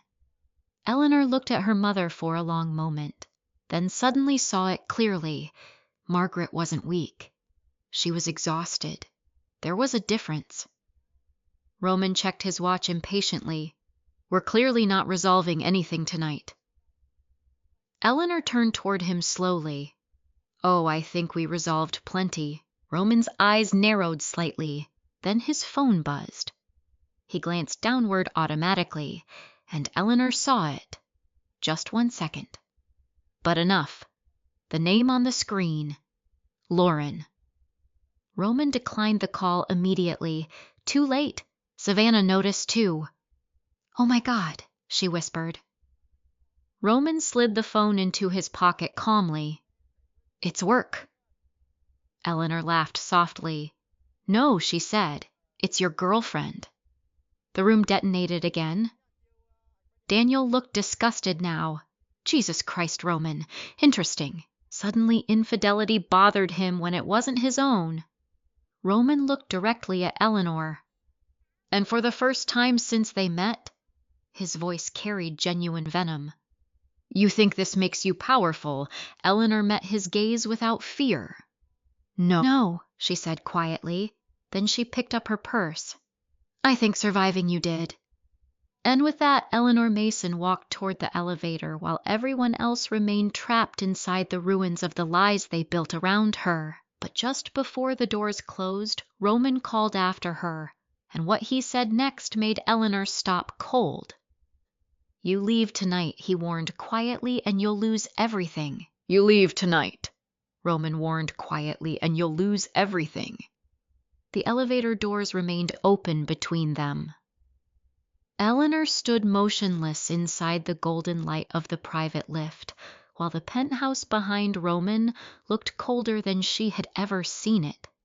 For years, that apartment had represented success, marriage, security. Now it looked like a museum built around manipulation. Eleanor met Roman's eyes steadily. Then she asked the question softly. "Is that what you think kept me here?" Roman's expression tightened. Not because he didn't know the answer, because suddenly he did. It had never been the penthouse, or the money, or the status. It had been hope. Hope that one day he would love her gently. Hope that one day her father would choose her. Hope that if she kept giving enough of herself away, someone would finally decide she was worth staying for. But hope had finally died tonight, and manipulative people became extremely dangerous when they realized love no longer controlled you. Roman stepped toward the elevator slowly. "You're emotional right now." Eleanor almost smiled. Even now, even after everything, still trying to rewrite her reality in real time. "No," she said quietly. "I'm finally thinking clearly." The elevator doors closed between them. Roman's face disappeared, and for the first time in years, Eleanor could breathe. By midnight, Eleanor sat alone in a luxury suite at the Langham Hotel overlooking Fifth Avenue. The silence felt unfamiliar. No tension, no monitoring Roman's moods, no rehearsing conversations before speaking, just stillness and grief. Because freedom after emotional abuse did not feel triumphant immediately, it felt disorienting, like surviving a fire and suddenly realizing how long you'd been choking on smoke. Her phone buzzed nonstop across the marble nightstand. Roman. Again. And again. And again. 15 missed calls, then texts. "We need to discuss this rationally. You are making catastrophic decisions. Come home. Then you are humiliating both of us publicly. Then finally, if you do this, Eleanor, I will protect myself." There it was. The real message underneath all the others. Punishment. Eleanor stared at the screen for a long moment before setting the phone face down. Her chest hurt, not because she missed him, because she finally understood him, and understanding manipulation ruined the fantasy permanently. A soft knock interrupted the silence. Eleanor opened the suite door carefully. Margaret stood there holding 2 coffees. For one second, Eleanor almost collapsed emotionally at the sight of her mother. Because no matter how old she became, some part of her still wanted someone safe after chaos. Margaret entered quietly. Neither woman spoke at first. They sat beside the massive hotel windows overlooking Manhattan, while headlights moved endlessly below them, like rivers of light. Finally, Margaret whispered, "I should have told you sooner." Eleanor stared into her coffee. "Yes, no anger, just truth." Margaret nodded tearfully. "I kept thinking if I stayed quiet long enough, maybe your marriage would become something better than mine was." That sentence shattered something inside Eleanor, because suddenly she understood her mother completely. Margaret had not hidden the truth because she was weak. She hid it because she was terrified Eleanor would suffer the same loneliness she did after Daniel left. "I thought Rome loved you," Margaret whispered. "At first I really believed it." "So did I." Silence settled between them again. Then Margaret asked carefully, "Are you afraid?" Eleanor thought about it honestly. Yes. Of what everything? Starting over. Public humiliation, divorce, being alone. But beneath all those fears was something deeper. "What if he..." Eleanor whispered. "What if I really am difficult to love?" Margaret looked at her instantly, sharp, certain. No, the answer came without hesitation.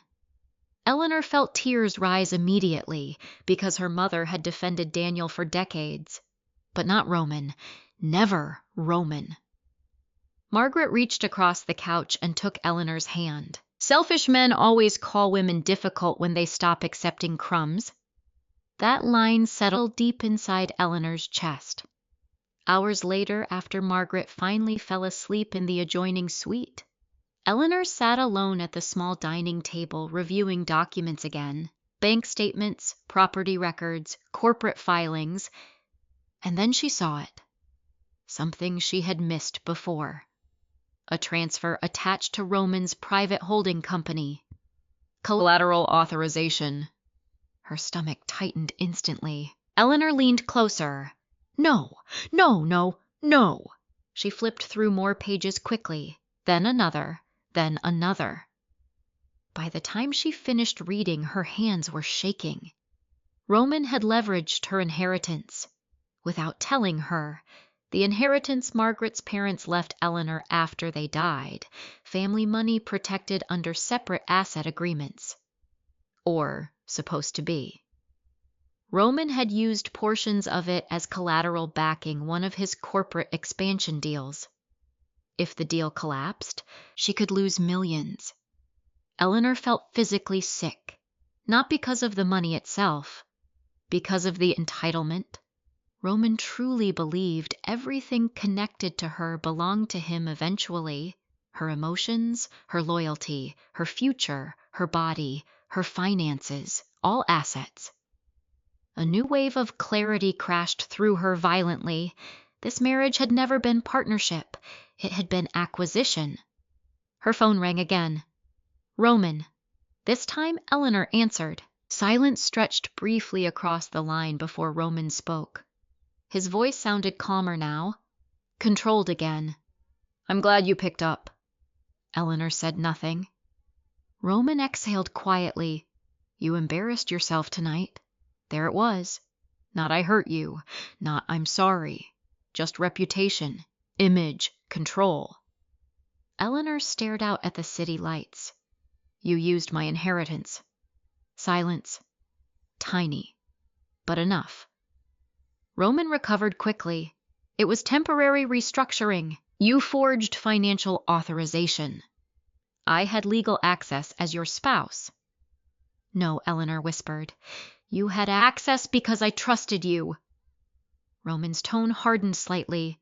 You're blowing this out of proportion again. Again, again, again. Always her emotions, never his actions. Eleanor suddenly felt exhausted beyond anger. You know what the saddest part is? She asked quietly. Roman sighed impatiently. Eleanor, I spent years trying to become someone you couldn't leave. Her voice trembled once before steadying again. And the entire time you were building backup plans. Roman went silent. Because it was true. Lauren. Hidden accounts, protected assets, private manipulation with Daniel. Roman had prepared emotionally and financially for abandonment long before Eleanor ever considered leaving, which meant he had never truly been committed either. He had simply been comfortable. You're making reckless decisions, Roman said finally. No. Eleanor replied softly. I think I finally stopped making desperate ones. Then she hung up.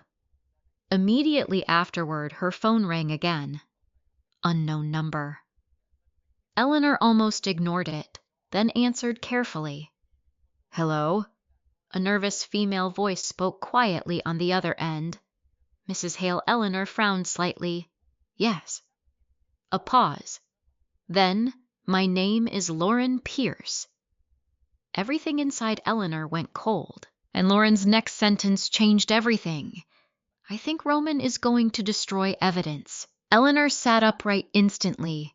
The luxury hotel suite suddenly felt too quiet, too small. Across the room, Manhattan glowed beneath the dark sky while Lauren Pierce breathed nervously through the phone. I shouldn't be calling you, Lauren whispered. Eleanor gripped the edge of the table tighter. No, she said softly. You probably shouldn't. Silence. Then Lauren exhaled shakily. But I think he's panicking. He, not Roman, not your husband, he... Like even Lauren instinctively understood, Roman Hale became something colder once people truly saw him.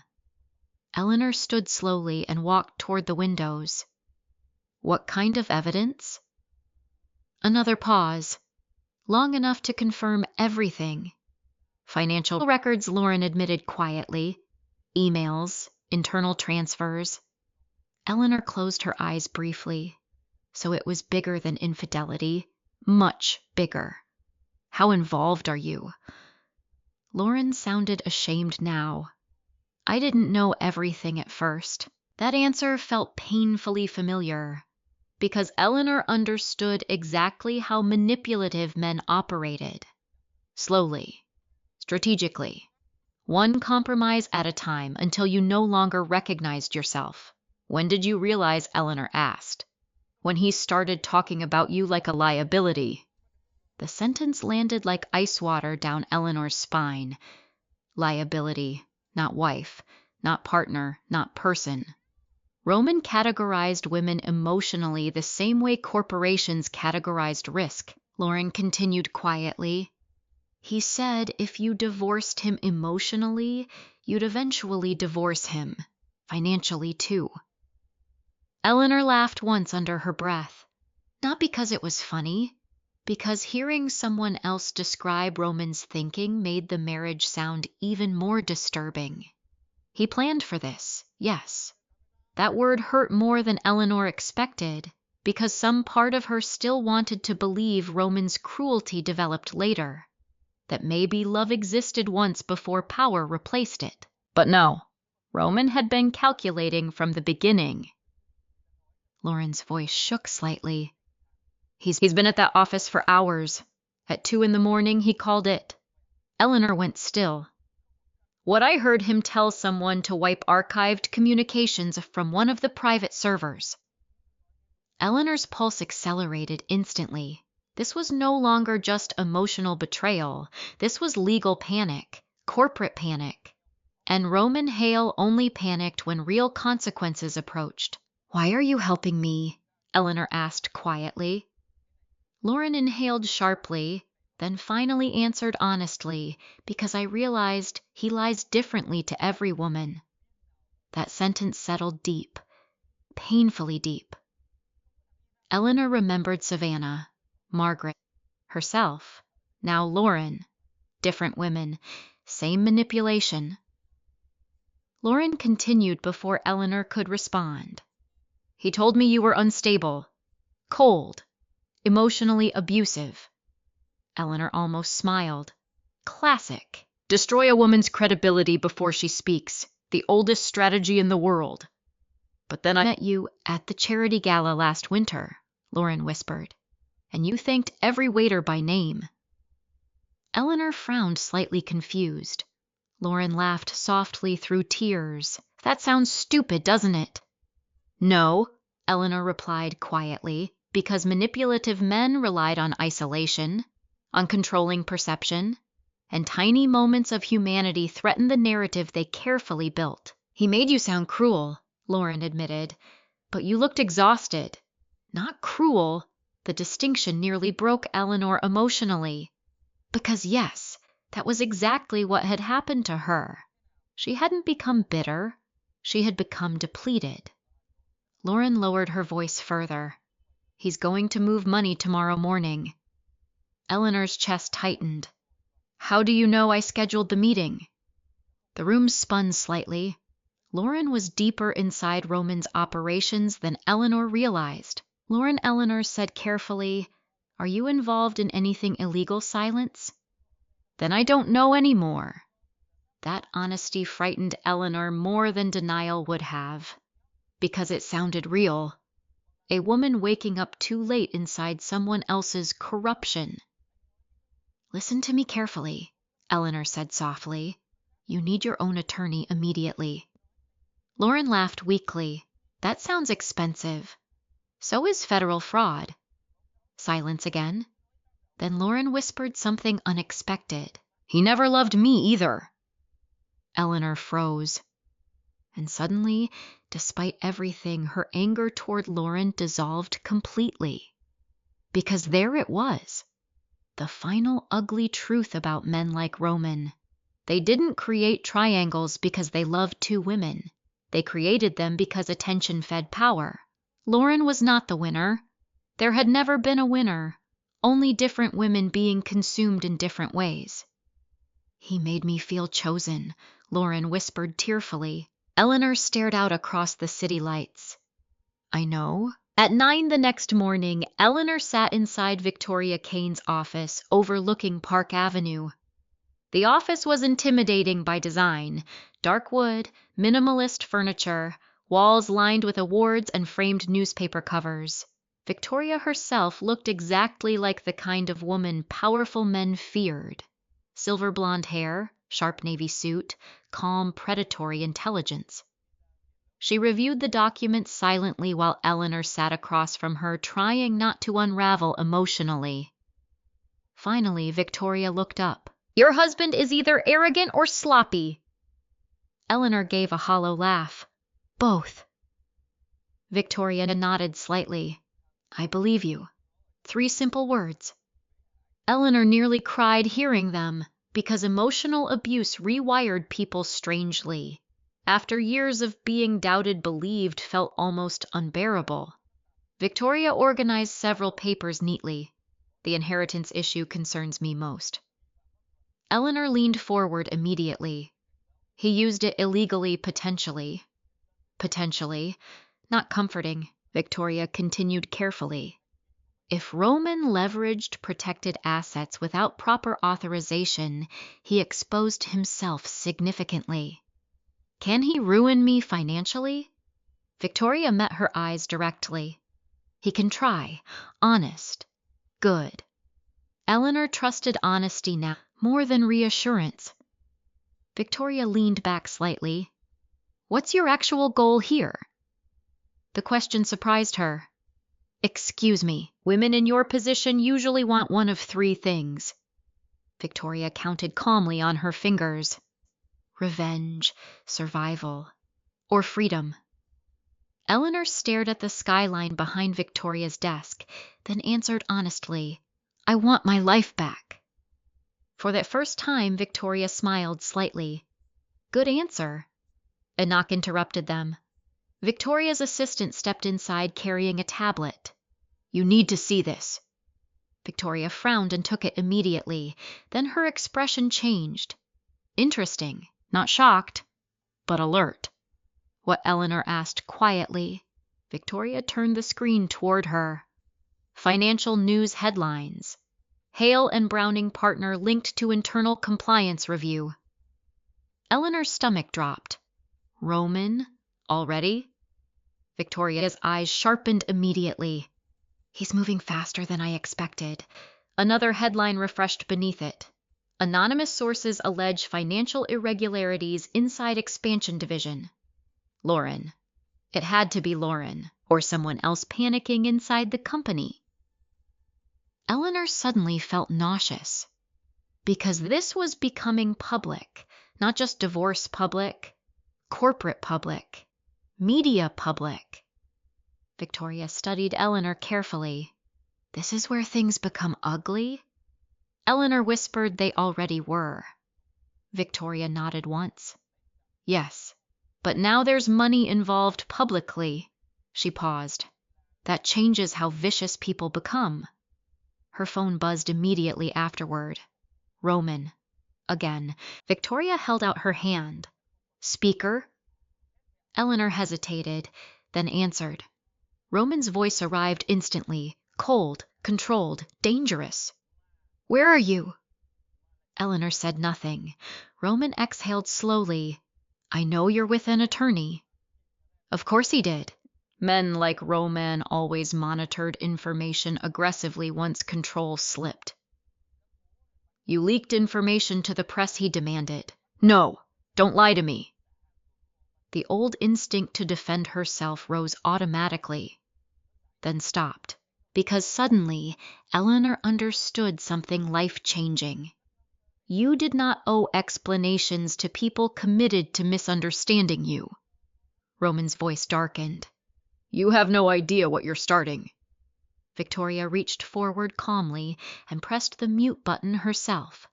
Then she looked directly at Eleanor and said the sentence that changed everything. Your husband is no longer trying to save this marriage. She paused carefully. He's trying to win. Eleanor stared down at the muted phone in silence, then finally whispered the truth aloud. So am I. The first headline broke at 11:17 a.m. By noon, 3 more followed. By 2 o'clock, Roman Hale's name was trending across financial media. Eleanor sat in Victoria Kane's office watching the collapse unfold in real time across muted television screens mounted on the wall. Corporate misconduct allegations, Rock Manhattan, law firm. Senior partner under internal review. Anonymous source claims hidden asset diversions.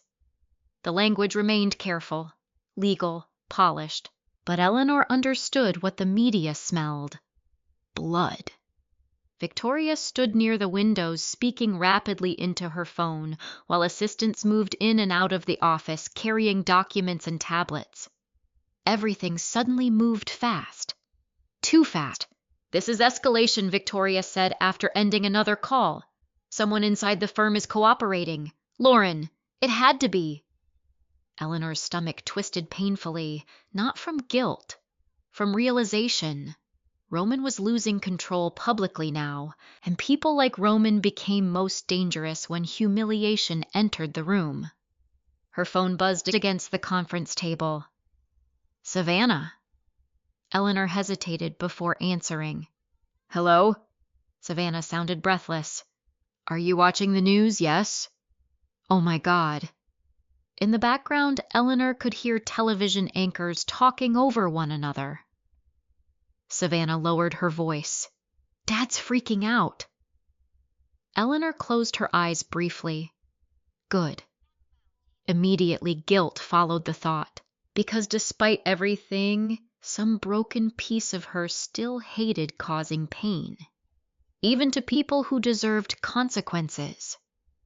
Savannah, she said carefully, you should stay out of this. A bitter laugh answered her. I don't think that's possible anymore. Fair. Eleanor stared out across Park Avenue while Savannah continued quietly. I confronted him this morning. And silence. Then, he still thinks you're overreacting. Of course he did. Daniel Whitmore had spent decades rewriting reality to protect his own reflection. If he admitted Eleanor's pain was valid, he would have to confront the kind of father he truly was. And men like Daniel preferred self-delusion over accountability every single time. He said Roman only helped him because you were emotionally fragile after Margaret got sick. Eleanor laughed softly under her breath. There it was again. Fragile, emotional, unstable. Every selfish decision wrapped carefully inside concern for her well-being. Savannah's voice cracked slightly. I don't understand how he can say these things about you so calmly. Because he practiced? Because emotional manipulation became effortless after enough years? Because some people got so comfortable minimizing women that cruelty began sounding rational to them? But Eleanor only said, you get used to surviving things you should never have had to survive. Silence settled briefly between them. Then Savannah whispered, I'm sorry. The sincerity in her voice almost shattered Eleanor emotionally, not because Savannah owed her an apology, because it was the first genuine one she had received from anyone connected to this disaster. I know this isn't your fault, Eleanor said softly. I still benefited from it. That hurt because it was true. Savannah had received the father Eleanor begged for, the vacations, the attention, the protection, the emotional safety, not maliciously, but still. I used to brag about him constantly, Savannah admitted quietly. I thought you just didn't want a relationship. Eleanor swallowed hard. Yeah. Savannah began crying softly then, not dramatic sobbing, just quiet devastation, the sound of someone grieving the illusion of a parent. Eleanor recognized it instantly, because she had spent her entire life mourning a father who technically never died. Who was he to you? Savannah whispered. The question lingered heavily between them. Eleanor thought carefully before answering. a man I kept trying to earn. At 4 that afternoon, Eleanor finally returned to the penthouse.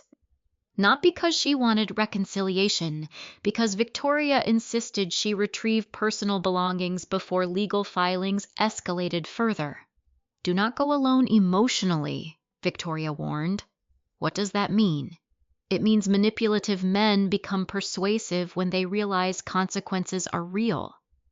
So Margaret came with her. The private elevator ride to the penthouse felt suffocatingly familiar.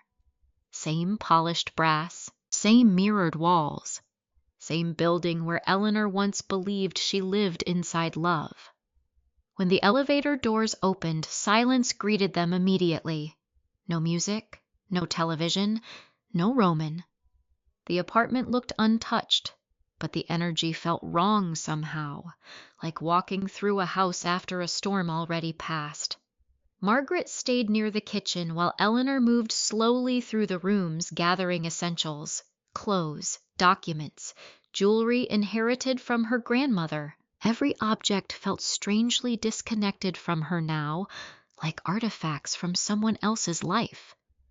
Then she entered Roman's office again, the same office where everything changed. The drawer was empty now. Of course, Roman had removed the physical files. But not before Eleanor copied enough. She stared at the polished desk for a long moment, remembering how afraid she felt the night she discovered the emails. Now fear had transformed into something colder. Clarity. A soft sound interrupted her thoughts. Footsteps. Eleanor turned slowly. Roman stood in the doorway. No suit today. No polished corporate perfection. Just dark jeans, rolled sleeves, exhaustion carved sharply across his face. For one dangerous second, he looked human again. That was how men like Roman survived so long. They weaponized vulnerability too. "You came back," he said quietly. Eleanor kept distance between them instinctively. "I'm collecting my things." Roman nodded once slowly, then looked around the office. I should have known Lauren would panic. There was no remorse in his voice, only irritation. Eleanor stared at him. "You really still think this is about the leak?" Roman stepped inside carefully. "This is about perception now." "No," Eleanor replied softly. "It became about survival years ago." Roman exhaled sharply through his nose. "You're enjoying this." The accusation stunned her. Enjoying what? Watching me burn. Eleanor looked at him for a long moment, then answered honestly, "No." Her voice trembled slightly. "I'm just finally watching you face consequences." That hit harder. Roman looked away briefly. Interesting. He still couldn't tolerate being accurately described. "I loved you," he said suddenly. The sentence landed like shattered glass. Because once upon a time, Eleanor would have sacrificed everything to hear it. Now it only made her tired. "You loved controlling me." Roman's eyes darkened instantly. "That's unfair." "There's that word again." He stepped closer. "You think relationships survive without compromise?" "Compromise," Eleanor laughed softly. "You coordinated with my father to keep me emotionally dependent." Roman's jaw tightened. "You were already dependent." The cruelty of the truth nearly stole her breath. Not because he was right, because he said it without shame. Roman continued quietly. "You needed people to need you. Your father understood that too." Eleanor stared at him in disbelief. "You really studied my wounds instead of loving me." Silence. And suddenly she saw it. The tiny flicker behind his eyes. Not guilt. Recognition. Because somewhere deep down, Roman knew she was right. That terrified him more than anger ever could. Then his voice softened dangerously.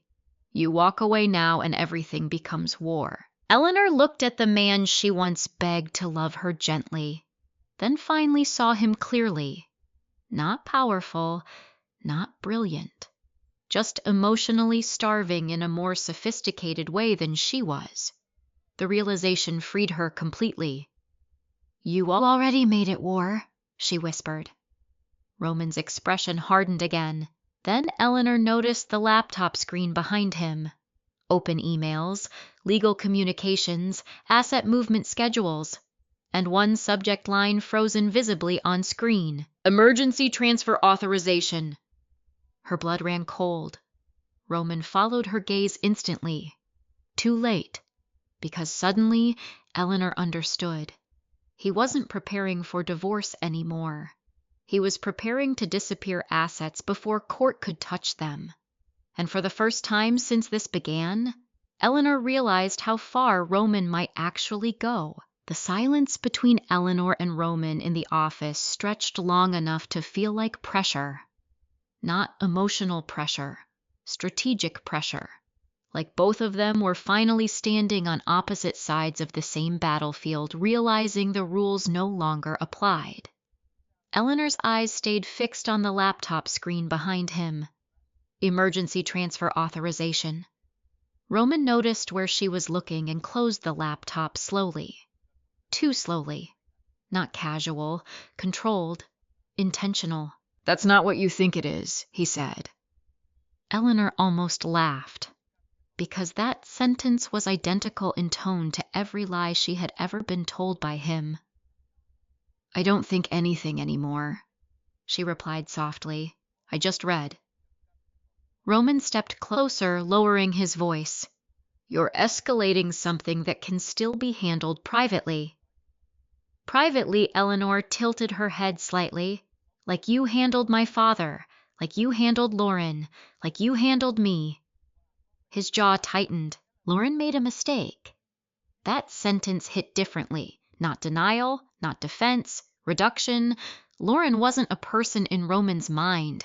She was an error, a variable, a liability. Eleanor stared at him for a long moment. You really don't hear how you talk about women, do you?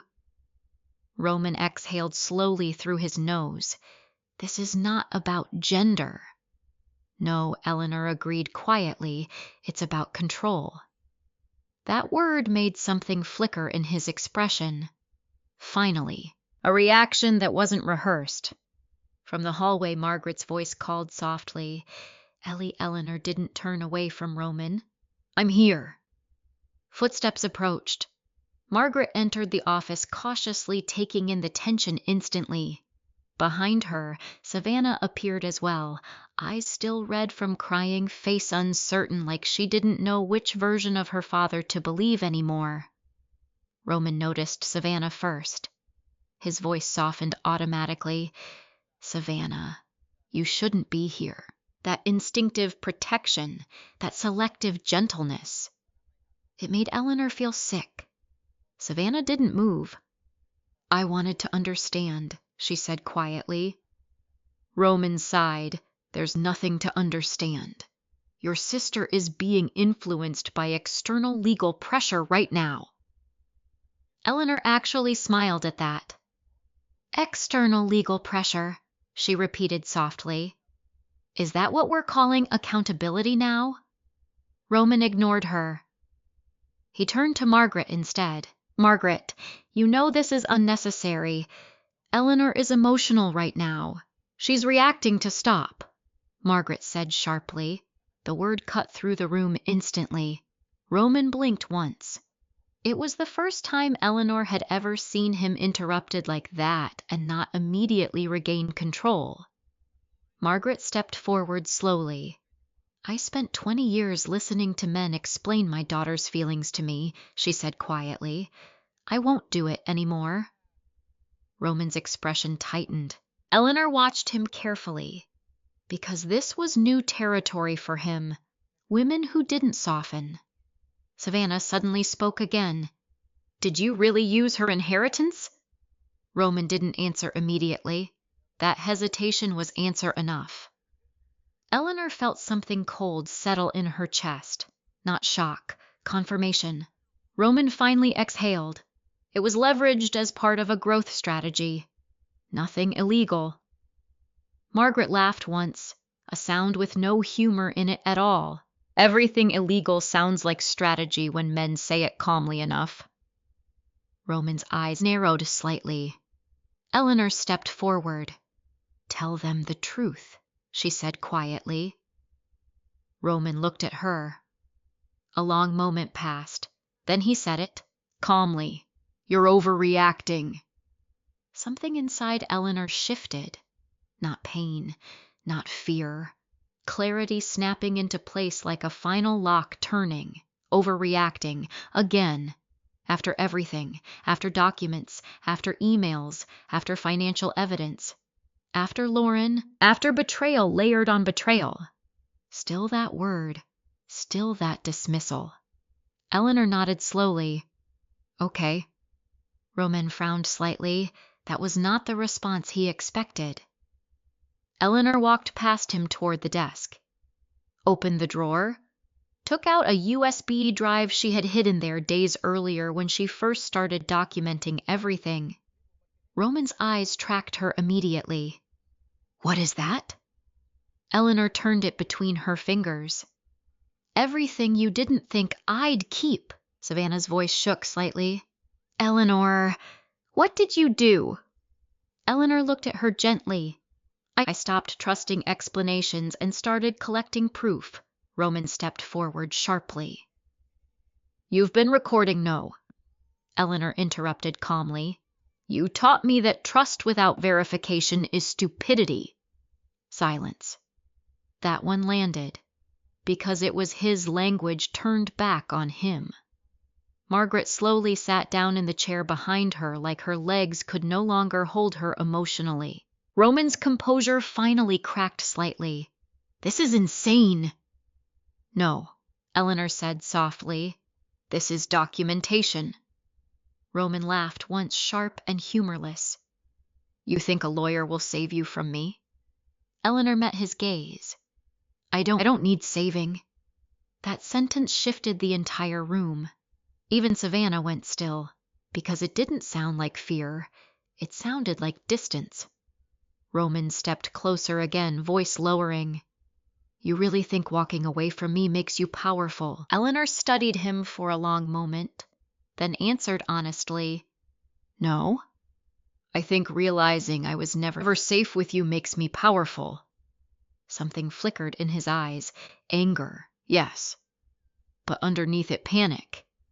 Because control only works when the other person still needs you emotionally, and Roman could feel that dependency breaking in real time. From the hallway, a sudden notification chimed on Eleanor's phone. Victoria Kane. Eleanor checked it briefly, then went still. She looked up slowly. "They froze your accounts," she said quietly. Roman froze, just for a second, but long enough. Savannah covered her mouth. Margaret whispered, "Oh my God!" Roman turned sharply. "That's impossible!" Eleanor shook her head. "Not anymore." For the first time, Roman looked genuinely threatened, not by emotion, by structure collapsing. He grabbed his phone, immediately dialing someone rapidly. No answer. Again. No answer. His breathing changed slightly. Eleanor watched him carefully, and something unexpected happened inside her. She didn't feel satisfaction. She felt absence, like she was watching a version of her life ending without actually being inside it anymore. Roman lowered the phone slowly. "This is fixable," he said quietly. But it didn't sound convincing, even to him. Savannah looked between them, shaken. "You're really doing this to her," Roman snapped slightly. "I'm trying to protect what's left of this family." Margaret stood again. "No," she said firmly. "You're trying to protect what you took." Silence. Roman looked at Eleanor again. Something different now. Not arrogance, not control, calculation. "You don't want this to go further," he said carefully. Eleanor nodded once. "I agree." Relief flickered across his face for half a second. Then she continued, "So don't fight it." That relief disappeared instantly. Roman's voice hardened. "You're making a mistake." Eleanor picked up her bag slowly. "I already made mistakes," she said softly. For years. She walked toward the door. Savannah stepped aside instinctively. Margaret followed. Roman's voice cut through the room one last time. You think this ends well for you? Eleanor paused, not turning back fully, just enough. Then she said it already did, and she walked out. 2 days later, headlines shifted again. No longer speculation, no longer whispers, now confirmation. Roman Hale placed on administrative leave pending investigation. Financial irregularities expand across multiple divisions. Internal audit reveals unauthorized asset transfers. Eleanor sat in Victoria Kane's office, watching everything unfold on a muted screen. Victoria entered holding a file. He's trying to negotiate. Eleanor didn't look away from the screen. Of course he is. Victoria placed the file down. He wants a private settlement.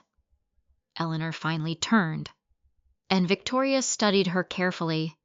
You can end this quietly, recover financially, walk away without public escalation. Eleanor was silent for a long moment, then asked softly, "What would that cost me?" Victoria didn't answer immediately, because they both knew the truth. Peace at that stage required silence, and silence had been the currency that destroyed Eleanor's life in the first place. Eleanor stood slowly. "I don't want quiet," she said. "I want truth." Victoria nodded once. "Then it won't be easy." Eleanor looked out the window at Manhattan. For the first time, the city didn't feel like something she had to survive.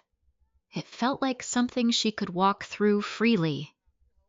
"I didn't survive easy," she said softly. "I survived this." And for the first time since everything began, she wasn't afraid of the ending. She was ready for it. The first time Eleanor Mason woke up without checking her phone for Roman's name, she didn't realize it immediately. It only became clear after 10 quiet minutes of staring at the ceiling in her temporary apartment.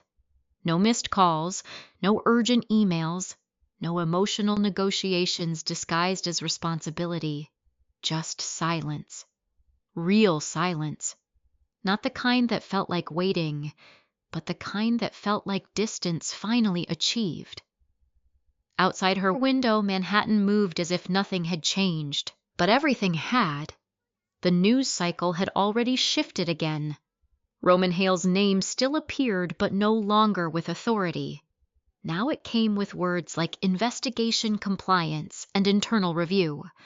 Control was slipping, and Eleanor could feel it even from miles away.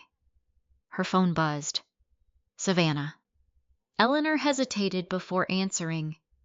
"Hey," she said softly. Savannah's voice came immediately.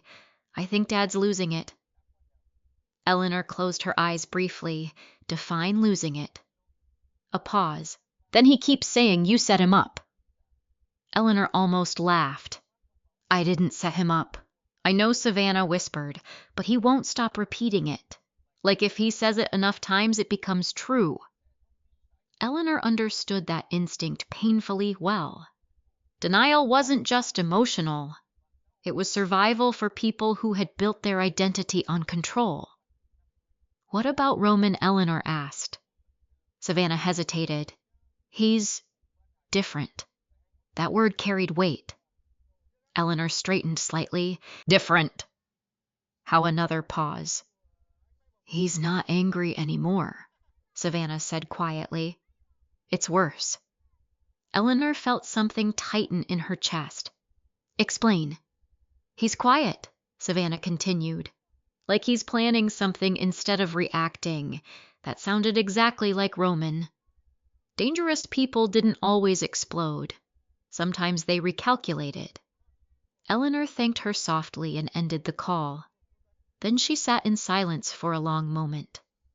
Victoria Kane had warned her about this stage. "Men like him don't accept loss," Victoria had said.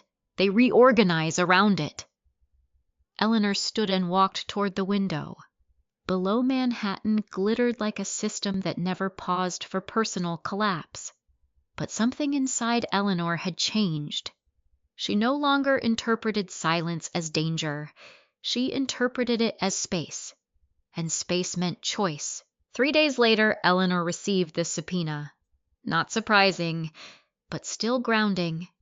Roman was escalating legally, slowly, strategically, not emotional retaliation, structural retaliation, exactly as Savannah described. Victoria read the document carefully in her office, then looked up. He's contesting asset freezing orders. Eleanor nodded slowly. Of course he is. Victoria studied her. He's also claiming emotional instability on your part. That again. Eleanor almost smiled. The oldest tactic in the book. When you cannot discredit the evidence, you discredit the witness. What does that change? Eleanor asked calmly. Victoria leaned back. Public perception, judicial tone, settlement leverage. Eleanor exhaled slowly. So nothing about truth? Victoria nodded once. Correct. Silence settled between them. Then Victoria added carefully, there's something else. Eleanor looked up. Victoria slid another document across the desk. Eleanor opened it and froze. It was a counterclaim, filed by Roman, but not just against her, against Margaret Mason. Eleanor's breath caught sharply. What is this? Victoria's expression stayed professional, but her eyes sharpened. He's alleging your mother knowingly facilitated financial concealment. Eleanor felt something drop inside her stomach. That's not true, I know, but Roman didn't need truth. He needed leverage. Eleanor stood slowly. Her hands trembled once before she clenched them still. He's going after my mother. Victoria nodded. Yes. A long silence followed. Then Eleanor whispered, Then he made a mistake. Victoria watched her carefully. How so? Eleanor looked up, and for the first time there was something different in her expression. Not anger, not fear, precision. Because I don't protect him anymore. That night, Roman's lawyers received a response. Not emotional, not long, not negotiable. A full forensic release of financial documentation, including previously undisclosed transfers, including Daniel Whitmore's involvement, including Roman's internal communications, including Lauren Pierce's sworn statement. The response did not ask for settlement. It requested exposure. Complete, controlled, final. At 2:14 a.m., Eleanor received a call. Unknown number. She almost didn't answer. Then she did. Silence at first, then Roman's voice. Different. Not polished, not calm, not controlled, just tired. You're destroying everything, he said quietly. Eleanor stood by her window. I'm stopping it. A bitter laugh came through the line. You think this is justice? No, Eleanor replied softly. I think this is consequence. Roman paused, then said, You're not the same person I married. Eleanor closed her eyes briefly. That's the first true thing you've said in a long time. Silence. Then Roman's voice lowered. You could still fix this. Eleanor opened her eyes, and for the first time saw it clearly. He still believed she was the one holding the system together. Still believed she could absorb damage for everyone else's comfort. Still believed she existed to stabilize him. I'm not fixing anything, she said softly. Roman exhaled slowly. This will get ugly, I know. A pause. Then he said something unexpected. You always needed me. Eleanor almost smiled. No, she corrected quietly. I just didn't know how to leave someone who made me feel like I couldn't survive without them. Silence. Longer this time. Then Roman said, You're going to regret this. Eleanor looked out at Manhattan. For the first time, she didn't feel small in it. I already regret staying, she said softly. And she ended the call. 2 weeks later, the case became public. Not quietly, not gently, explosively. Media outlets picked it up within hours. Corporate misconduct, emotional manipulation allegations, financial concealment, personal betrayal. Roman Hale's name no longer carried authority, it carried scrutiny. Savannah appeared once on record, not defending, not attacking, just confirming truth. Margaret declined interviews, but she stood beside Eleanor at court, and for the first time in years, Eleanor didn't feel alone in a room designed to break people. Roman arrived late, still composed, still dressed perfectly, but something in him had shifted. The confidence wasn't gone, it was unstable, like a structure that no longer had foundation. He looked at Eleanor across the courtroom once, not angry, not pleading, just distant, like she had become someone else entirely. Maybe she had. The proceedings moved forward. Documents presented, statements read, financial trails exposed. And then came the final moment. Victoria stood and said calmly, "The evidence shows systematic financial exploitation and coordinated emotional manipulation designed to maintain dependency." The room went still.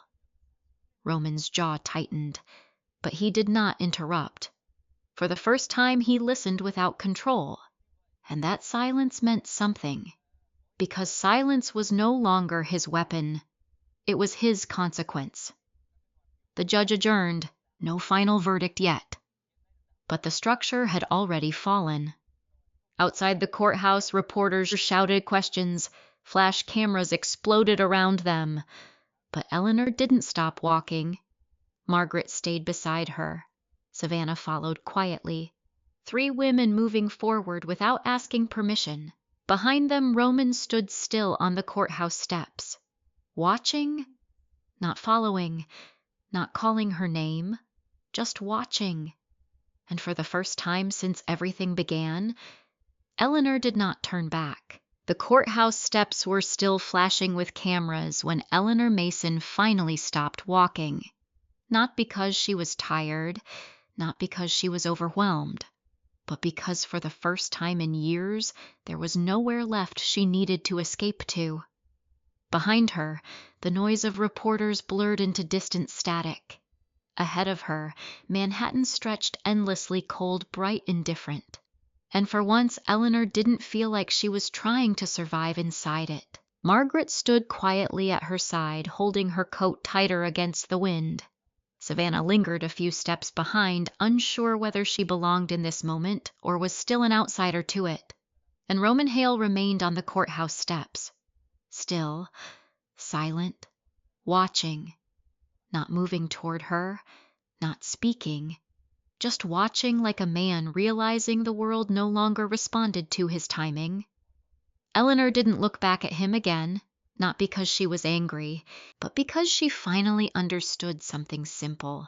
Looking back was how she stayed trapped. Victoria Kane approached from behind her heels, clicking sharply against stone. "It's not over legally," Victoria said quietly, "but it's over structurally. He's losing control of the narrative." Eleanor nodded once. "I know." Victoria studied her for a moment. "You're calmer than I expected." Eleanor almost laughed at that. "I spent 30 years preparing for this conversation without knowing it." That was the truth she hadn't fully understood until now. Every ignored birthday, every empty chair, every dismissal disguised as love. Every moment she swallowed pain to keep someone else comfortable.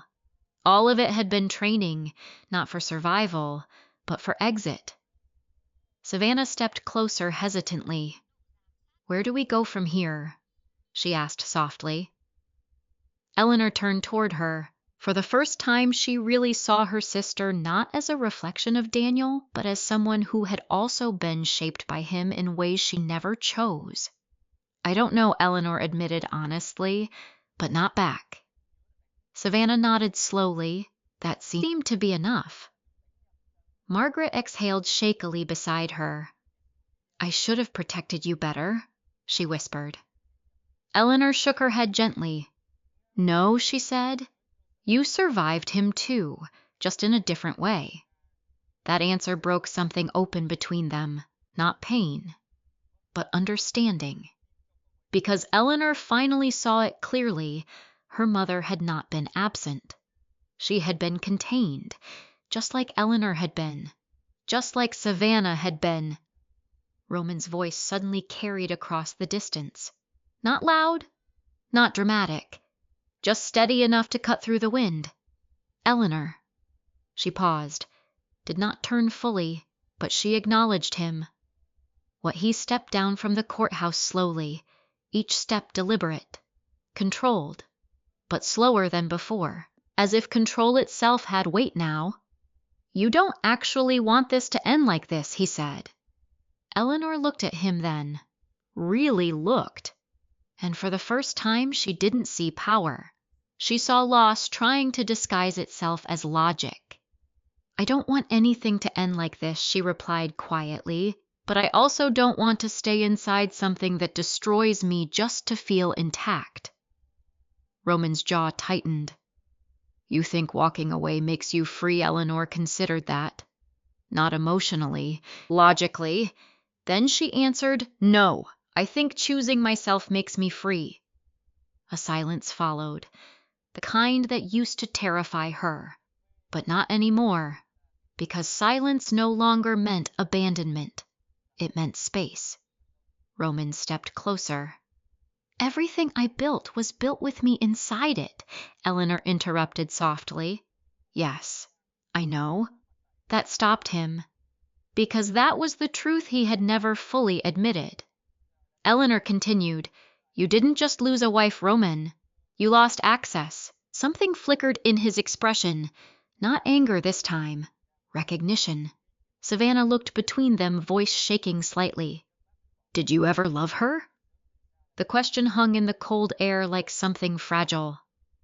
Roman didn't answer immediately, and that silence said more than anything else had. Eleanor nodded once. That's your answer. Roman finally spoke quieter now. I loved what we were becoming. Eleanor absorbed that carefully, then replied, then you never loved me. That sentence landed differently. Not sharp, not emotional, just final. Roman looked down briefly as if searching for a version of this conversation where he still had influence over it.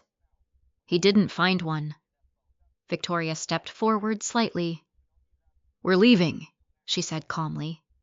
Eleanor nodded, but before she turned, she looked at Roman one last time, not with hatred, not with revenge, but with something far more permanent, detachment. You were right about one thing, she said softly.